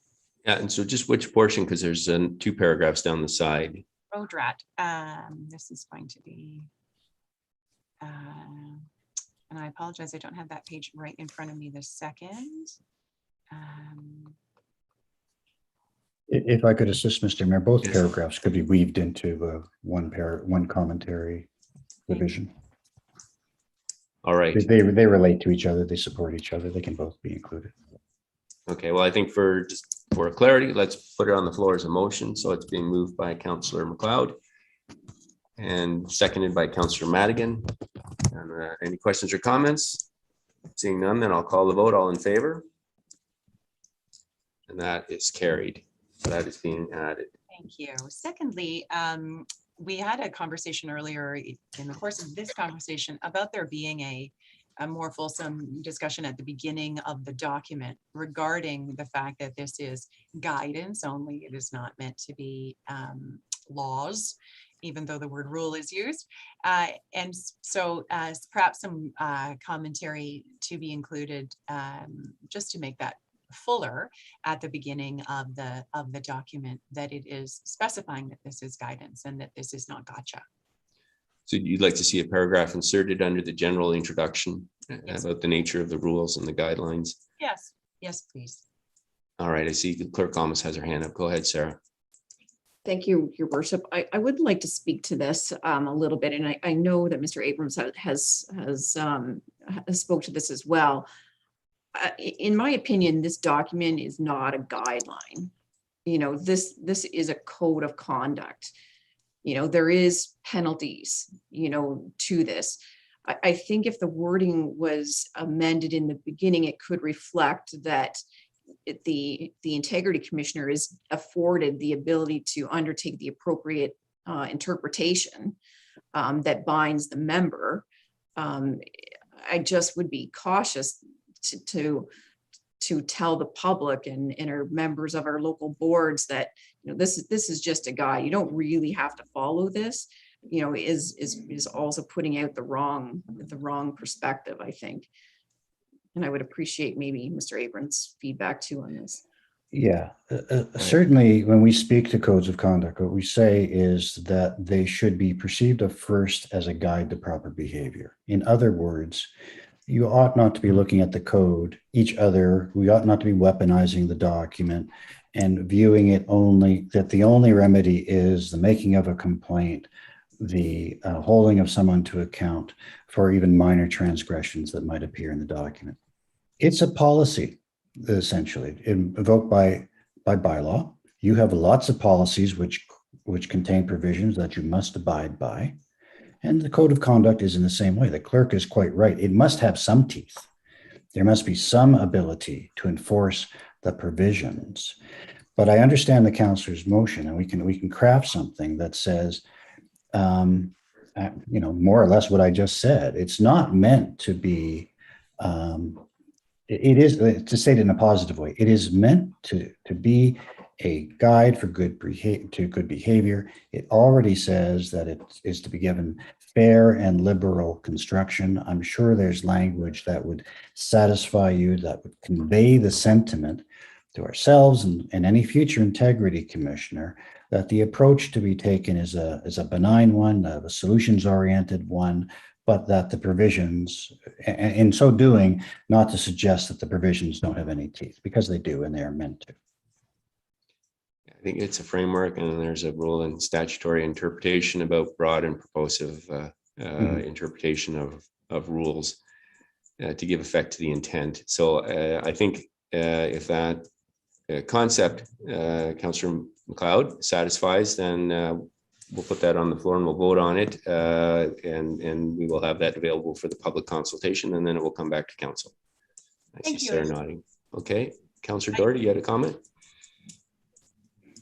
Yes, I did. And I appreciate Councillor McLeod's comments, as well as Mr. Abrams' response. When you were elaborating on how you might make modifications to the preamble rather than using a guide to behavior, I'm almost tempted to say a standard of behavior, which is a little bit stronger language, but at the same time captures the notion that this is not a cudgel here. This is an example of ideal ethical behavior. Yeah, I think points taken. I don't know if I'd say ideal. I think it's as you say, it's a standard, it's a threshold, and we expect the conduct to be above it at all times. So with that good conversation, then I will call the vote on the explanatory wording. Clerk Thomas, go ahead. My apologies. I'm not sure if I got the seconder. Oh, Councillor Madigan, if I didn't have it the first time. All right, then. So I will call the vote then. Councillor Hamlin, you wish to speak on this aspect? Yes, I'm just wondering if the clerk could read out what the wording is. I have lost track of it. Thank you. Yeah, there isn't wording. What we're doing is asking the clerk with Mr. Abrams to draft some wording, and that they would use that wording in the public input, and then it would come back to council. Thank you. Okay. Any other questions or comments, council? Seeing none, then I'll call the vote. All in favor? That is carried. Thank you very much. Councillor McLeod, go ahead. Thank you. And my third and final amendment would be to request that legal advice be sought with reference to rule number 1, item number 11, when it comes to financial disclosure. And a simple form without numbers, but with employment income mentioned. Sorry, rule number 1, which paragraph? Rule number 1, well, there's quite a fair amount of commentary regarding it, but it was recommendation number 19 from Justice Morocco regarding he didn't say employment income, he just said financial disclosure, and I want to be more specific about that and seek legal advice. Was what was said to us, that legal advice would need to be sought to clarify this, whether such a thing can even be done. But I feel enormously strongly about this, and feel like it may have been a preventive for what we went through in a few cases, which the items which led to the judicial inquiry might have saved us a whole lot of dough if this provision had been in place, or at least explored. So you're looking for an addition of a provision requiring some level of financial disclosure from council members? Yes, but with the proviso, of course, taking into account what has the answers that I've received to this question already, I want us to go and ask for that legal advice to see what can be done. All right. Can I get a seconder for that, please? Councillor Jeffrey. Any questions or comments on this, council? We've got Councillor Jeffrey, Hamlin, and Doherty, but I'm going to start off with CAO Skinner. Thank you, Your Worship. I would, through you, I would just like to ask the councillor to be, to make sure that I'm clear on the details. So we're looking for financial sums for council members at some simplified level of detail. It's for the time period in which they are sitting on council, that they would update from time to time as needed. And it would not, so it would not include family members or other people that would influence someone having to declare a conflict. It's for the council member, him or herself. I just want to make sure I've got the right playing field. Thank you very much. Councillor. So my suggestion is that we embrace the recommendation number 19 from Justice Morocco, where he talked about financial disclosure, but to make it less onerous on the council members. So you don't need to disclose that you make X number of dollars, but that your sources of income, employment income, are. In my household, my husband is a professor at Georgian College. I am a town councillor and nothing else. That's all. And so it wouldn't be the number of dollars. No one would need to have that. But if those are our employment income things. And so, yeah, I think perhaps that's the illegal advice that we're looking for is what would the council have to say to us regarding the legality of that requirement? Okay, I think that clarifies. So I will start with Councillor Jeffrey.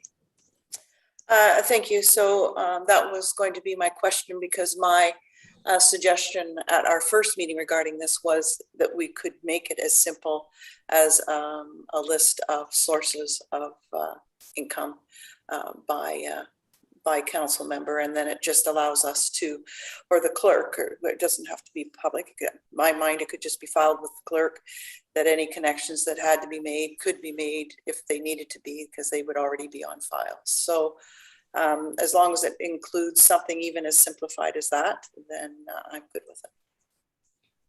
Okay, I think when you get to the public disclosure versus private is a different issue. So that might be a separate amendment, I think, or maybe part of the legal opinion. I know at the provincial level, that type of financial disclosure is kept confidential, but it's updated annually by all cabinet ministers. So it's not made public, but it is there for monitoring. So that might be another aspect of it. I guess the public nature versus the disclosure being kept private could be maybe, I'm looking at the main amendment. I don't know if Councillor McLeod, do you have strong feelings about looking at whether it be public or just disclosed and maintained confidentially? Well, I think that our council can advise us on that. That could be included in the request too. Included in the request. Okay, very good. I have next Councillor Hamlin and then Councillor Doherty. Thank you. I'm quite concerned about this request for the reasons that Mr. Abram outlined to us last week, and there were a number of reasons he put forward. One of my concerns is that we will be discouraging people to run for office if they think they have to list every source of, employment income, and I think it's hard enough to get people to stand up and take this position on. And I don't know why we should single out our municipality for this treatment. I think that if the province thinks that municipal councillors should be disclosing their income, that it should come from the province, and that we shouldn't be, penalizing ourselves. And I think it is somewhat different if one's a public civil servant, which it sounds like that's the source of income in Councillor McLeod's household. That's easy, but it's not always easy. And some people are quite confidential about, where their employment income's coming from. And I just think that's an intrusion. And I do recognize, as the Mayor has indicated, that if you're a cabinet minister in the province, there are certain disclosure requirements, but we are so far from being cabinet ministers in the province at part-time councillors in a small municipality. I just, and if someone is going to steal from the kitty here, they're sure not going to be listing, that their company is or where they're getting employment income. That's going to be hidden. Trust me, if you're at the level of fraud and stealing, you're not going to be listing it with the clerk or the public or anyone else. So I think my concern is we're going to be, anyway, I've said what I said. Thank you. Thank you. Councillor Doherty.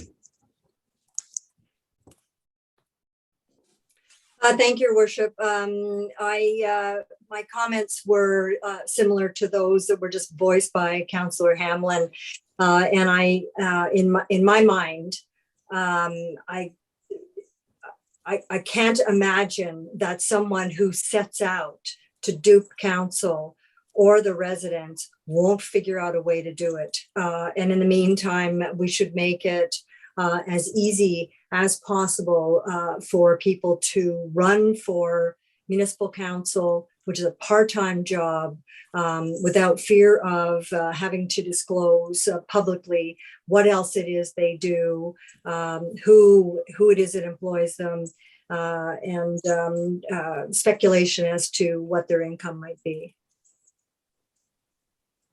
Thank you. I've got Councillor Berman and Deputy Mayor Hall. Thank you, Mayor Saunderson. Just wanted to get a clarification from my two colleagues. So through you to Councillor Jaffrey, you know me personally, so I think what you're asking for is just that I declare that my revenue comes from my job as a councillor and my company Maple Leaf Collectibles. And that's all you're looking for, is those two names. Okay, and then through you, Mayor Saunderson, to Councillor McLeod, you're just asking that I allow that to be made public, which I just did, but is that, you're just asking that list be made public if it's okay with the town's lawyer? Yes, I'm asking that we get a legal opinion on these issues. Simple list of names, so that if there's a councillor who is working for a lobbyist in town, that we know that. Okay, thank you. And then I guess if I may just make the comment, I would support that. I think that I think it's Councillor Hamlin used the term that we're a small town quite a bit So I'm for any level of transparency, and I don't consider that to be intrusive. That's just my opinion. So I could support that amendment. Thank you. Thank you. Deputy Mayor Hall. Thank you. I appreciate the comments that have been made both by Councillor MacLeod, who's put this on the table, as well those who have spoken to it, and I can see all points of view. I guess I would beg the question whether or not we even need a legal opinion, and I base it simply on the fact that if we're simply asking people to identify their occupation and source of income in terms of just a name, i.e. company, and B, the type of employment, well, I would respectfully suggest that we've already done that. And that most people, for example, when they are in the process of even going through an election cycle, I mean, part of your campaign literature speaks to your biography. The fact that most of us have accounts that like LinkedIn, for example, speak to our biography. So I think if somebody wants to find out what Keith Hall is doing from an employment standpoint, they can do it fairly quickly through Google. The other is that I'm not sure and I think this speaks to Councillor Doherty's point. It doesn't rectify the issue in the sense that, and if I use a decision that we made fairly early in the term as it relates to our in-camera. So a motion was put forward that we would start to record an audio recording of our in-camera sessions. Now, I support that. I think that moving forward, having an auto recording of our meetings is a good thing from a transparency perspective, that there is a record in the event that there's a question raised. But during that process, I was asked by a wise person, and the wise person, reflecting on the past, asked me the question, and she said, Councillor Hall, do you honestly think by recording the in-camera sessions between the years of 10 and 14 would have changed the outcome? And of course, I immediately said, of course they would. Yes, they would. Well, on reflection, I think that comment was, in haste, and the answer, it wouldn't have. The conversations that took place probably, from my recollection, didn't even take place in camera. They took place in a local coffee shop or other shops on our main street, et cetera. And therefore, some of these things that we are putting in place, I think we are getting to the point of, being so prescriptive that we may in fact actually overstep, and rather than creating a framework, not a scheme, but a framework that promotes people wanting to actively pursue public service, we are creating such minutia that we literally are screwing the nails into people who may look at public service as something, as a positive means. Whereas now people are looking and saying, if I turn left and sneeze, do I have to be concerned about what the person on the right is doing? And so I throw that cautionary tale out. And Councillor MacLeod, I understand that you're coming from a position of positive intent. It's not to suggest that you're not. I'm just wondering if that we're being over prescriptive in an environment that, quite frankly, we already do have the public disclosure that most people would expect. And the reality is, and again, just to wrap it up, is that I think that Councillor Doherty and others are correct, that if you intend to dupe, as Councillor Doherty used that word, if you intend to dupe, you will find the loophole, you will find the means, you'll find the way to do so. I mean, so I think it,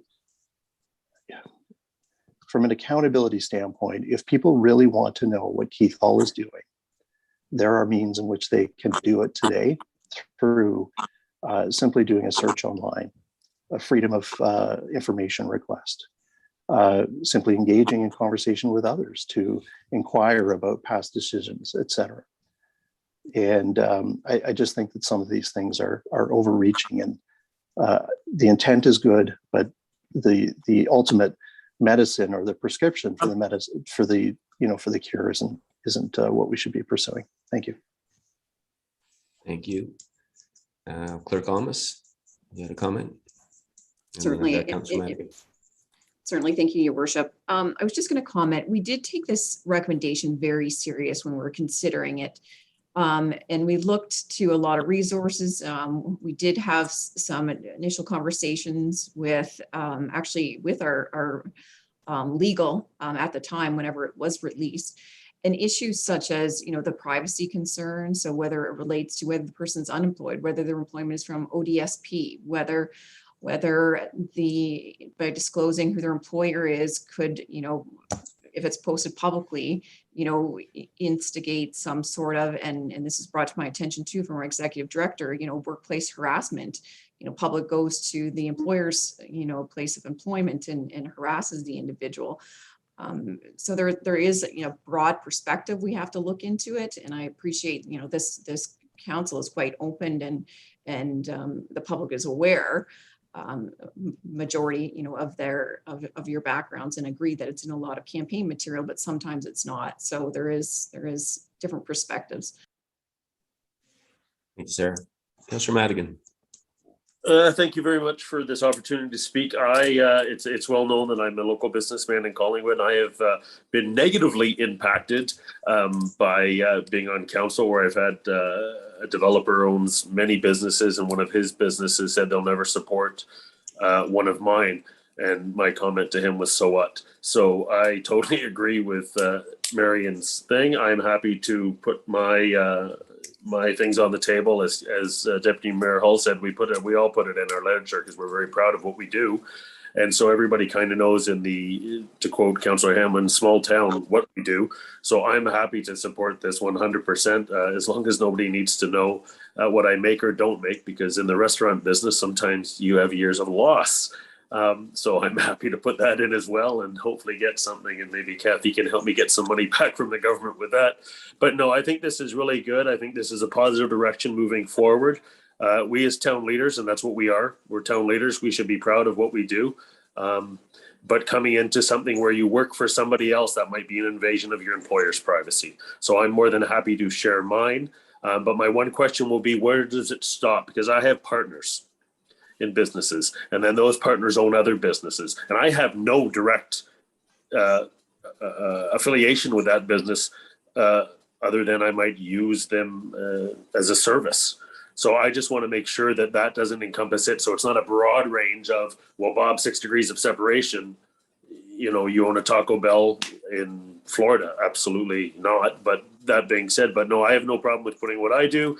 And I think we're all proud of what we do. So we all should be able to put that down, and that'll put out the leaders from the followers within our community. And we'll continue to have great councils like this one. Thanks for the opportunity to speak. Thank you, Councillor. Councillor Comey. Thank you, Mr. Mayor. There's been so many great comments on this. I think that the fine point is there is a tremendous difference between someone choosing of their own volition to have a public facing profile professionally and being mandated to do so. And I think it's incredibly concerning that we would even give consideration to putting the next council and the council after that in a position that, and I think I heard mention of their partner, like the entire household's picture of who they are and where they may or may not obtain their livelihoods from. I suppose so much of this really does come down to a core political philosophy. Either you are incredibly comfortable with a lot of governance and bureaucracy, or you much prefer to allow the autonomy and the professional reputation of the person, or not professional reputation of the person, because we're implicitly suggesting that the person must have a career. Maybe, as the clerk pointed out, they simply don't have another source of income, and we're juxtaposing that against other positions that might sound more alluring. And again, I really can't offer any more comment than I find it actually like quite concerning. I feel as strongly opposite to this as Councillor McLeod says she feels strongly for it. And I think it's just a matter of a difference of opinion of what role governance plays in people's lives. Thank you. Thank you, Councillor. I think we've had good discussions. Everyone's had an opportunity to comment on this. I would say that in the course of this discussion, and since the judicial inquiry has been, the judgment has been rendered with the 309 recommendations, this town has worked extremely hard, staff and council, to implement those and look at ways that we can make our community better and our council more transparent and accountable. I see this in many respects as similar to the Walkerton inquiry. And when the inquiry came out, they made training mandatory. They looked at the number of redundancies, and it seems to me that every layer of requirement, reporting requirements, conduct requirements, training conduct requirements, we're putting in another redundancy, another way that we can make sure that moving forward, we have more accountable process here. I don't think there really is any silver bullet. It's going to be a number of barriers. I find that this particular one is a stretch, Justice Morocco's recommendations. Having said that, I feel that in pursuing transparency, I'm prepared to support getting a legal opinion. But I think at the end of the day, I think this type of information is extremely sensitive. And you know, when you look at other levels of government, it is not something they're required to do.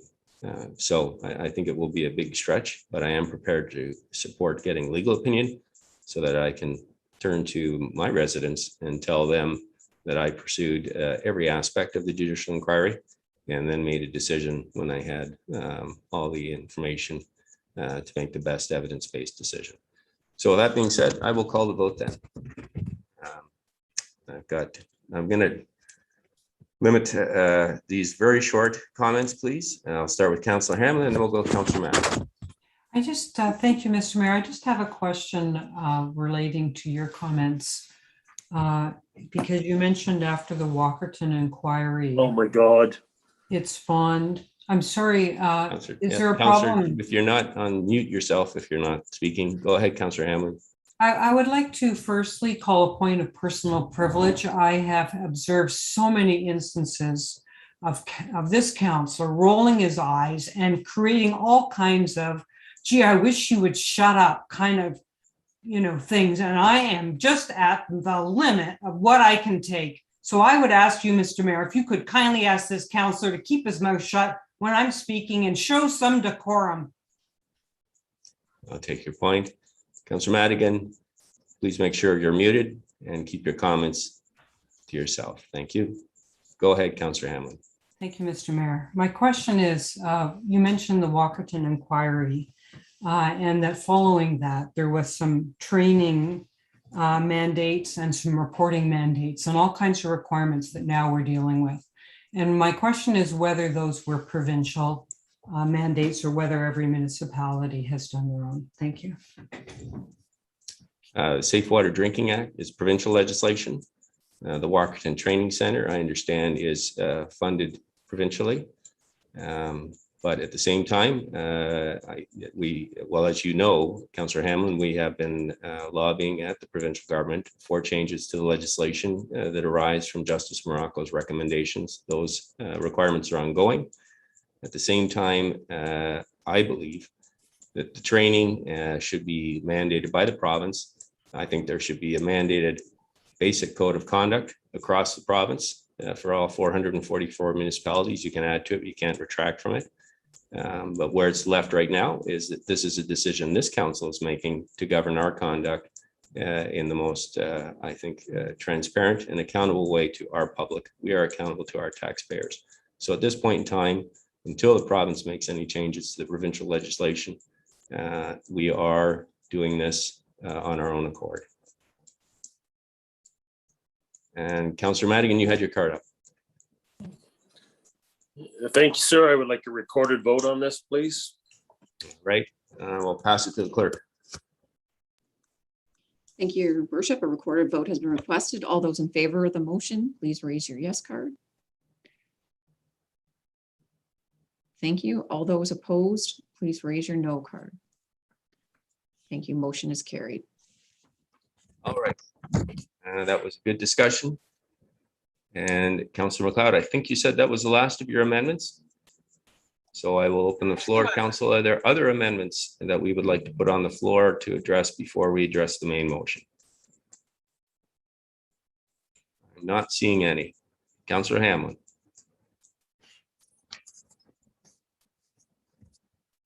Sorry, I've lost track. Are you asking for amendments to the code of conduct? Yes, I am. So I didn't finish going through mine before you turned to Councillor McLeod. So Okay, go ahead, please. Thank you. So firstly, I'd like to go back to Rule 1, number 11. The amendment I proposed did not find favor with council. So I won't be, of course, addressing that again, but I wanted to pick up on the words that Mr. Abrams gave us, which was that this is not mandatory for every position. So I'd like to bring forward this amendment. It would be to add on to what's existing that a written application to the Integrity Commissioner is not mandatory in all circumstances. Okay, where do you intend, where would that go in the paragraph? It could go at the end. Sorry to interrupt. What Right. number are we on? I apologize. Pardon? I'm sorry to interrupt. Which rule and subsection are we on? We're Sorry. Rule 1, paragraph 11. Thank you. Clerk Thomas, did you have your hand up? No, okay. I think what we're looking for, maybe I'll look to the clerk and Ms. Almas. I think what the substance of the motion, and Councillor can correct me, is that we're just trying to make it clear that it's not mandatory in all circumstances. That there's only specific circumstances in which it's required to go to the Integrity Commissioner. And I'm wondering if we can leave that with staff to change the wording so that that is clarified, because my understanding is that's the intent, as Mr. Abrams has explained it. So maybe the motion would be then to just implement wording that will make it clear that it's not mandatory. Would that satisfy, Councillor? Yes. Okay. So that's moved by Councillor Hamlin. Can I get a seconder, please? Okay. And I will call the vote then. All in favor? Opposed? Oh, I think that's everyone. That's unanimous. All right, that is carried. So we'll leave that with staff. Thank you. My next one, Mr. Mayor, would be Rule 3. And this is paragraph 1B. 1B. All right, and what is the amendment, Councillor? Yes, it's would be to have B reflect words in A. So it would start off with members should not in their capacity as a member of council or persons acting on behalf of a member shall not solicit or accept support from any individual group with any planning or future applications. All right, and do we have a seconder for that? Councillor Doherty. All right, then I will call the vote. You wish to speak, Councillor McLeod? Yes, I'd like to hear the rationale for this from Member Hamlin, please. Okay, Councillor Hamlin. Thank you, Mr. Mayor. This was to address the situation where a counselor is involved in a nonprofit or a charity, and they're going out to the community to raise funds, and and they would be looking to funds from anyone, and it may include, unknowingly, or maybe someone they should have known has an application. But if the member is out not in their capacity as a member of council, but as the, on the board of my friend's house, they should be able to, go to anyone in the community to get funds. So that my words were, as in A, where it says you should not, in your capacity as a member, control any monies received from the organization you're a part of. I'm saying, in addition, as long as it's not in your capacity as a member. Yeah. Is that clear? Sorry, you're Mr. Mayor. Is that assist, Councillor McLeod? Yeah, okay. Okay. Yeah. I wonder if I can just direct a question to either Clerk Almison or Mr. Abrams. Members of council, we are members of council 24 hours a day, and I'm just wondering when we start to split hairs about incapacity versus not incapacity as members, does that work, and what in practice would be the comments there? If I may, I'll begin, Clerk Almas. So with respect to paragraph A, it's quite easy to determine whether a member is, in a position, is collecting monies in a role that differs from their council role. With respect to B, there may well be circumstances where, as I mentioned earlier, where an individual in the community may well exhibit largesse to the member because they think contributing funds to the member's favorite charity, as an example, will aid them in support at council. And we have seen circumstances where, a member has participated in a broadcast solicitation, which incidentally might capture people who have business before council. And that's not concerning to us. But if you have a major controversial development application and the developer in that application reaches out to a member of council and says, "Here, I'm contributing to your charity, the one that you participate in, which you're not connecting yourself with your council business." You're quite right, Mr. Mayor. It may well be difficult to determine whether or not, indeed, the contribution is solely because of the involvement in the charity or because of the member's role as a member of council. So those are my comments, and I know that the clerk may well wish to add to that. Thank you. Sarah? Certainly, thank you, Your Worship. And I'll just add on to that. I think that yes, the key difference between A and B is it's soliciting money from an individual group or corporation that has a significant planning, conversion, demolishing, variance application, procurement proposal before the town. So is it when you're voting on this, is it ethical to solicit money when there's some significant matter that's before the council? Whether you're in a capacity as a director of a charitable group, as the mayor has indicated as well, you're still a member of council. So can that division be perception blurred? That's my only comment. Thank you, Your Worship. Thank you, Sarah. Go ahead, Councillor Hamlin. Yes, I also have a question of Mr. Abrams following on yours, Mr. Mayor Saunderson.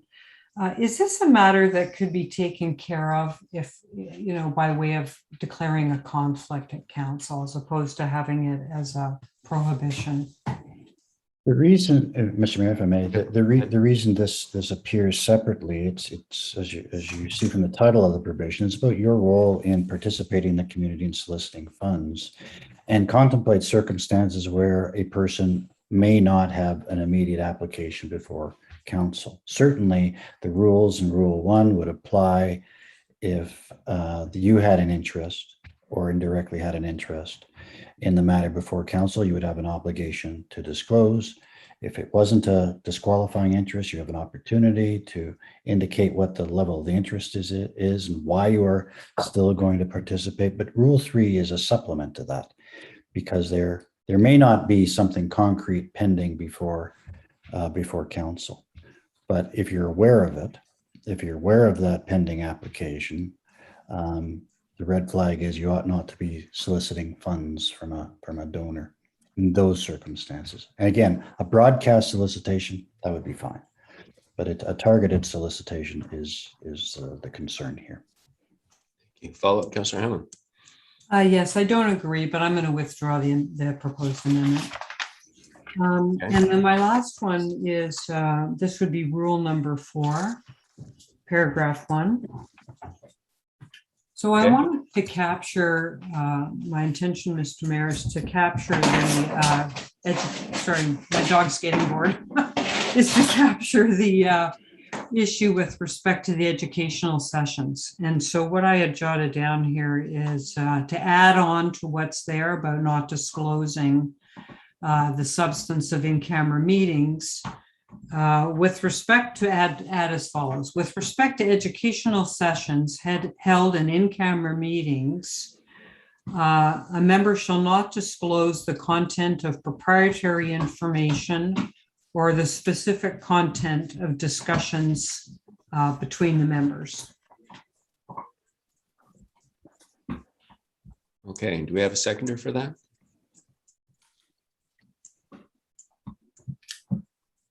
Councillor Comey.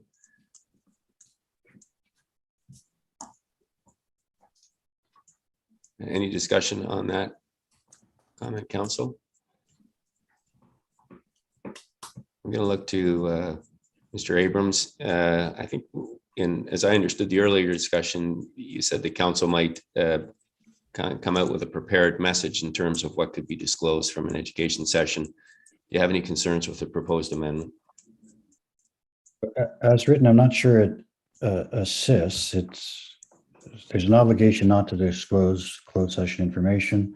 The motion as put says that you must not disclose proprietary information or the discussions. There's already an obligation not to disclose the discussions. And some proprietary information may well be disclosable. I think it was information that an individual would declare to be, if released, would cause harm to their commercial or financial wherewithal, that would be subject to a decision under NFIP as to whether or not the record should be released. So what I'd indicate at the outset is each training session will be different, and you have the opportunity at the conclusion of the training session to say, okay, this is what we're going to make public, this is what we're not going to make public. And you do that in the context of the day rather than have it in a provision here. With wording to that effect, Councillor Hammond, with wording to that effect, as indicated by Mr. Abrams, satisfy your concerns there? Yes, if we could have wording like that got added on to number 1, I would be content. Okay, and so I'll look to Clerk Almas. Is that something you can put together, Sarah, with Mr. Abrams' assistance? Sorry, just for clarification, sorry, Your Worship. I based on Mr. Abrams' comments, I trust it was that this doesn't need to be touched in this document, and that it's addressed normally. An example I can provide would be the Indigenous training that we had. Yes. And it was made available, and it was made available by a discussion in camera to members that could not attend that training session and the staff, that it could be available to those outside of the in-camera meeting. So I don't know how we would necessarily amend this further to reflect that. I've got CEO Skinner and then Councillor Jeffrey. Go ahead, Sonia, please. Thank you, Your Worship. A respectful suggestion, maybe this is a spot for a small commentary box that would indicate, there's flexibility within an in-camera session to discuss items that, may be released or would be useful to provide more broadly outside the session. I think it relates, yeah, I think that would be helpful, and it would relate specifically to training only. But my understanding from Mr. Abrams' comments was that council could, at the end of the session, determine what type of information could be released and made public. So if that commentary box is of use, I'll go first to Councillor Jeffrey and then the Deputy Mayor. Councillor Jeffrey. Thank you, Mayor Saunderson. So given the advice of Mr. Abrams and the comments by the clerk, I was just going to simply ask that we vote on the amendment rather than trying to massage it. Right. To see if there's a will. Yes, I agree. Deputy Mayor. Thank you. I had put my card up twofold. I guess the first was I was going to ask what you had asked, and that was to simply to ask Mr. Abrams for a comment or opinion. But I just for clarification, does the very act of rise and report following in camera not already satisfy what's been predetermined that can be publicly disclosed moving forward? Look to Clerk Thomas or Mr. Abrams. Go ahead, Sarah. Certainly. So council is the only body that has the ability to decide what can be disclosed to the public of an in-camera discussion. So that must be determined by the body in an in-camera meeting. And if the body council decides that it should be and can be disclosed, then that would generally happen at a rise and report, either immediately when they rise from that in-camera or provide notice that it would be provided at a future date. All right, thank you. Go ahead, Councillor Hamlin. Thank you, Mr. Mayor. I appreciate all this discussion. I think I raised this because it's a tricky area, as I understood from Mr. Abrams, because I had asked him in our first session on this whether educational sessions are confidential, because I was honestly confused about that. And I believe his answer was that the purpose of it going in camera was so that people could ask questions. You know, they could be stupid questions, they could be good questions, but no one has to listen to, you know, people should just be doing all they can to learn. But that the nature of what we're talking about is not confidential. And that, you know, and I'll ask him if that's the truth. And if that is the case, if I understood it correctly, I just thought, in addition to having all these you shall not codes of conduct, it may be helpful for future councils to have an understanding of what is confidential and what isn't about training sessions. So I was trying to get that in here, and I haven't explained it very well and I don't have the right words, but that's what I'm hoping for. And I appreciate those comments. And I guess what maybe the issue is, even if you go in camera, there are exceptions under the Municipal Act, and you're allowed to go in camera to discuss those issues. Best practice is to go in only when you really need to keep those things in camera. So even though their exemption is there, it doesn't mandate us to go in session, and that's why we vote on it each session. However, once you do go in camera, it is an in-camera session. So once you've decided to go in camera, that information is confidential. And not by virtue of the fact that you've gone in camera, everything you're discussing is confidential. And so then, as I understand the clerk and Mr. Abrams, rise and report, we reveal the information that council has agreed we will reveal with respect to what went on in camera. And that is the extent of the information that can be shared. And so it is decided in that way. So by going in camera, it has become confidential and must be guarded unless we decide to disclose it, and that would be done in rise and report. And I'll look to Mr. Abrams to confirm that or to expand on it. And the only thing I would add to that, Mr. Mayor, is that the obligation of the municipality when it goes in closed session is to pass a resolution, and the resolution should state the general nature of why you're attending in closed session. On an education and training session, you may well be able to be quite explicit about the topic under discussion in the resolution that's passed. That may take you some distance to indicating to the public what is being done. Thank you. Clerk Thomas, anything to add to that? No. Does that assist, Councillor? Well, if I could just have a follow-up, Mr. Mayor, to Mr. Abrams on this topic, because on your comment specifically. So I guess my question is, did I misunderstand what you said last week or earlier this week? I forgot when we did this. But because, you know, I had thought what you had said was that we, you know, go in camera for training, but that what we're talking about is not confidential. Am I wrong in that? Well, Did I misunderstand you? Yeah, let me restate it, because I wouldn't know whether or not it's confidential. The other exemptions under the Act can still apply. And so it's quite possible for you to take training on a matter that meets or triggers one of the other exemptions. What I said was, if I can recall it, was that first of all, the reason we go into closed session for training is that it is most effectively done that way.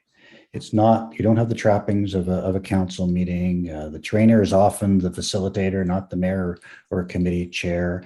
And it takes place as a university or college level seminar. There's a give and take. People probe the question. They probe their understanding of the issue by asking questions. As you can appreciate, training is often rather freewheeling. And it should be, because it is an opportunity for members to pursue their understanding of a topic. I also said that the record of the meeting is accessible. So the record, who was there, when it started, what the topic was, and generally speaking, the slide deck, the materials that were made available. Those are available to the public. If somebody were to ask for them, they could obtain them. Again, subject to the rules under MFIPA, which would allow, I guess, the clerk in this instance to say, well, that particular provision has to be redacted for this reason as allowed for under MFIPA. That's the purpose of it. That's why you go in closed session, but it could be for a seriously confidential reason. And so I wouldn't be able to tell you today whether it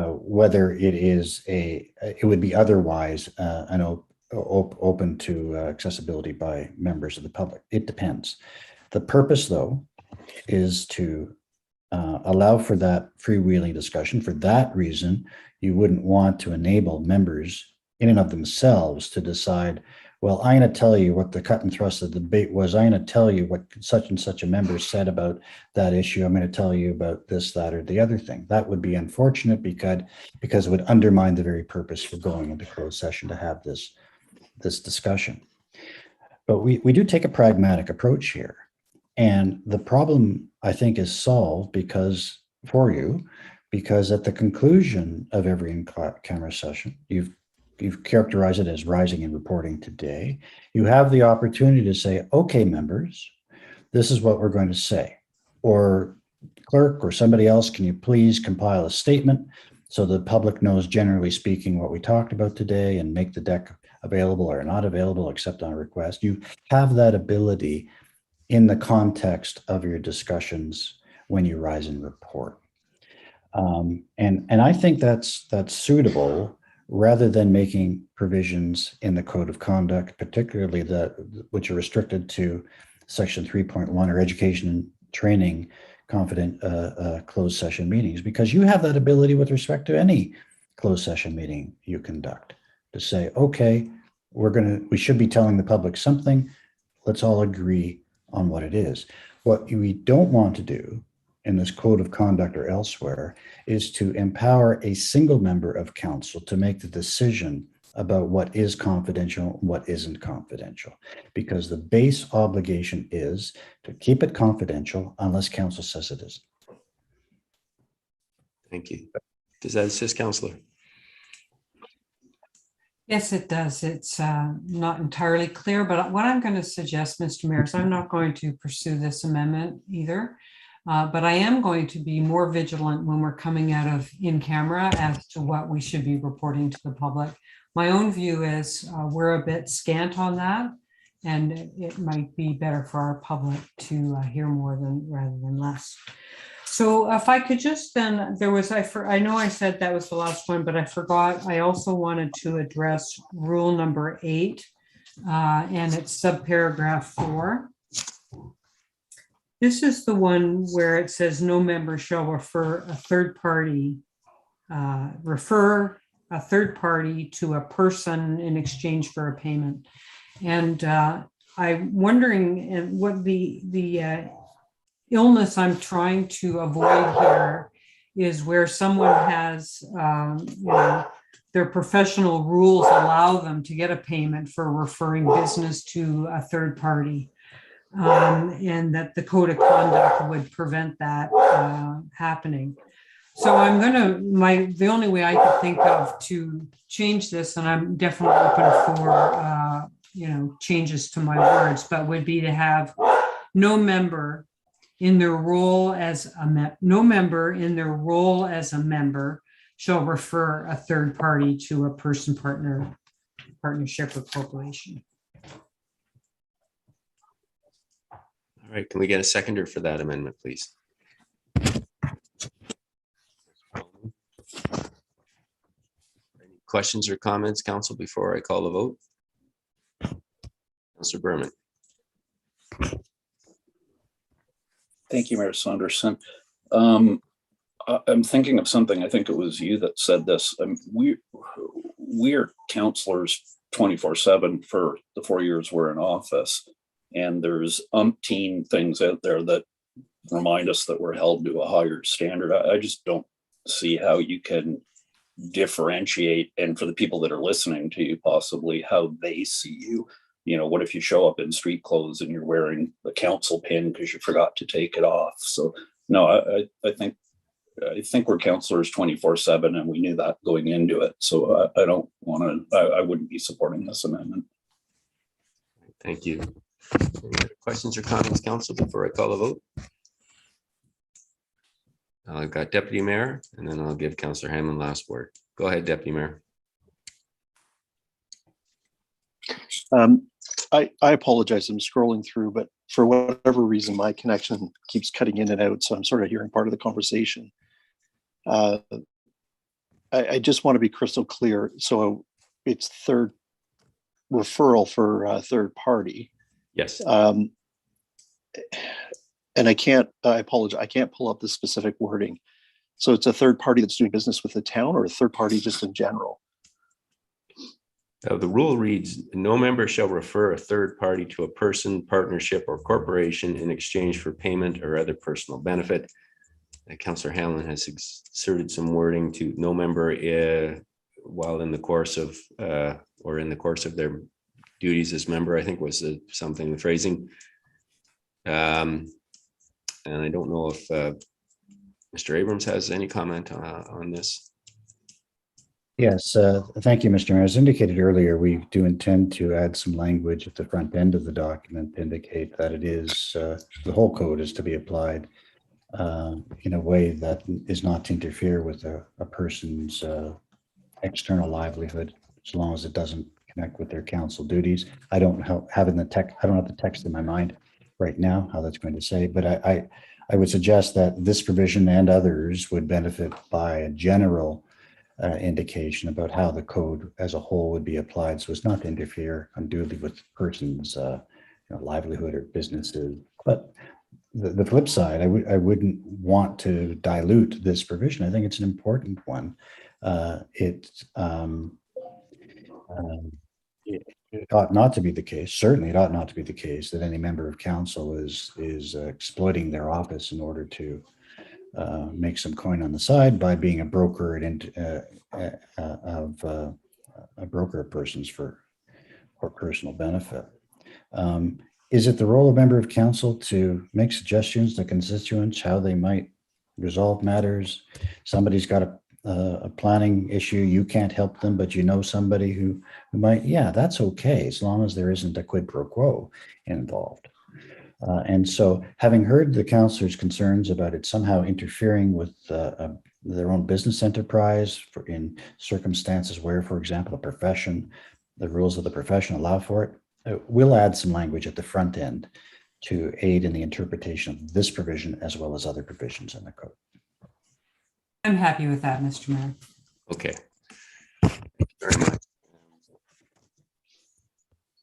Are there any other amendments the council wishes to put forward? This is the last call. Seeing none, then I will call the vote on the main motion as amended.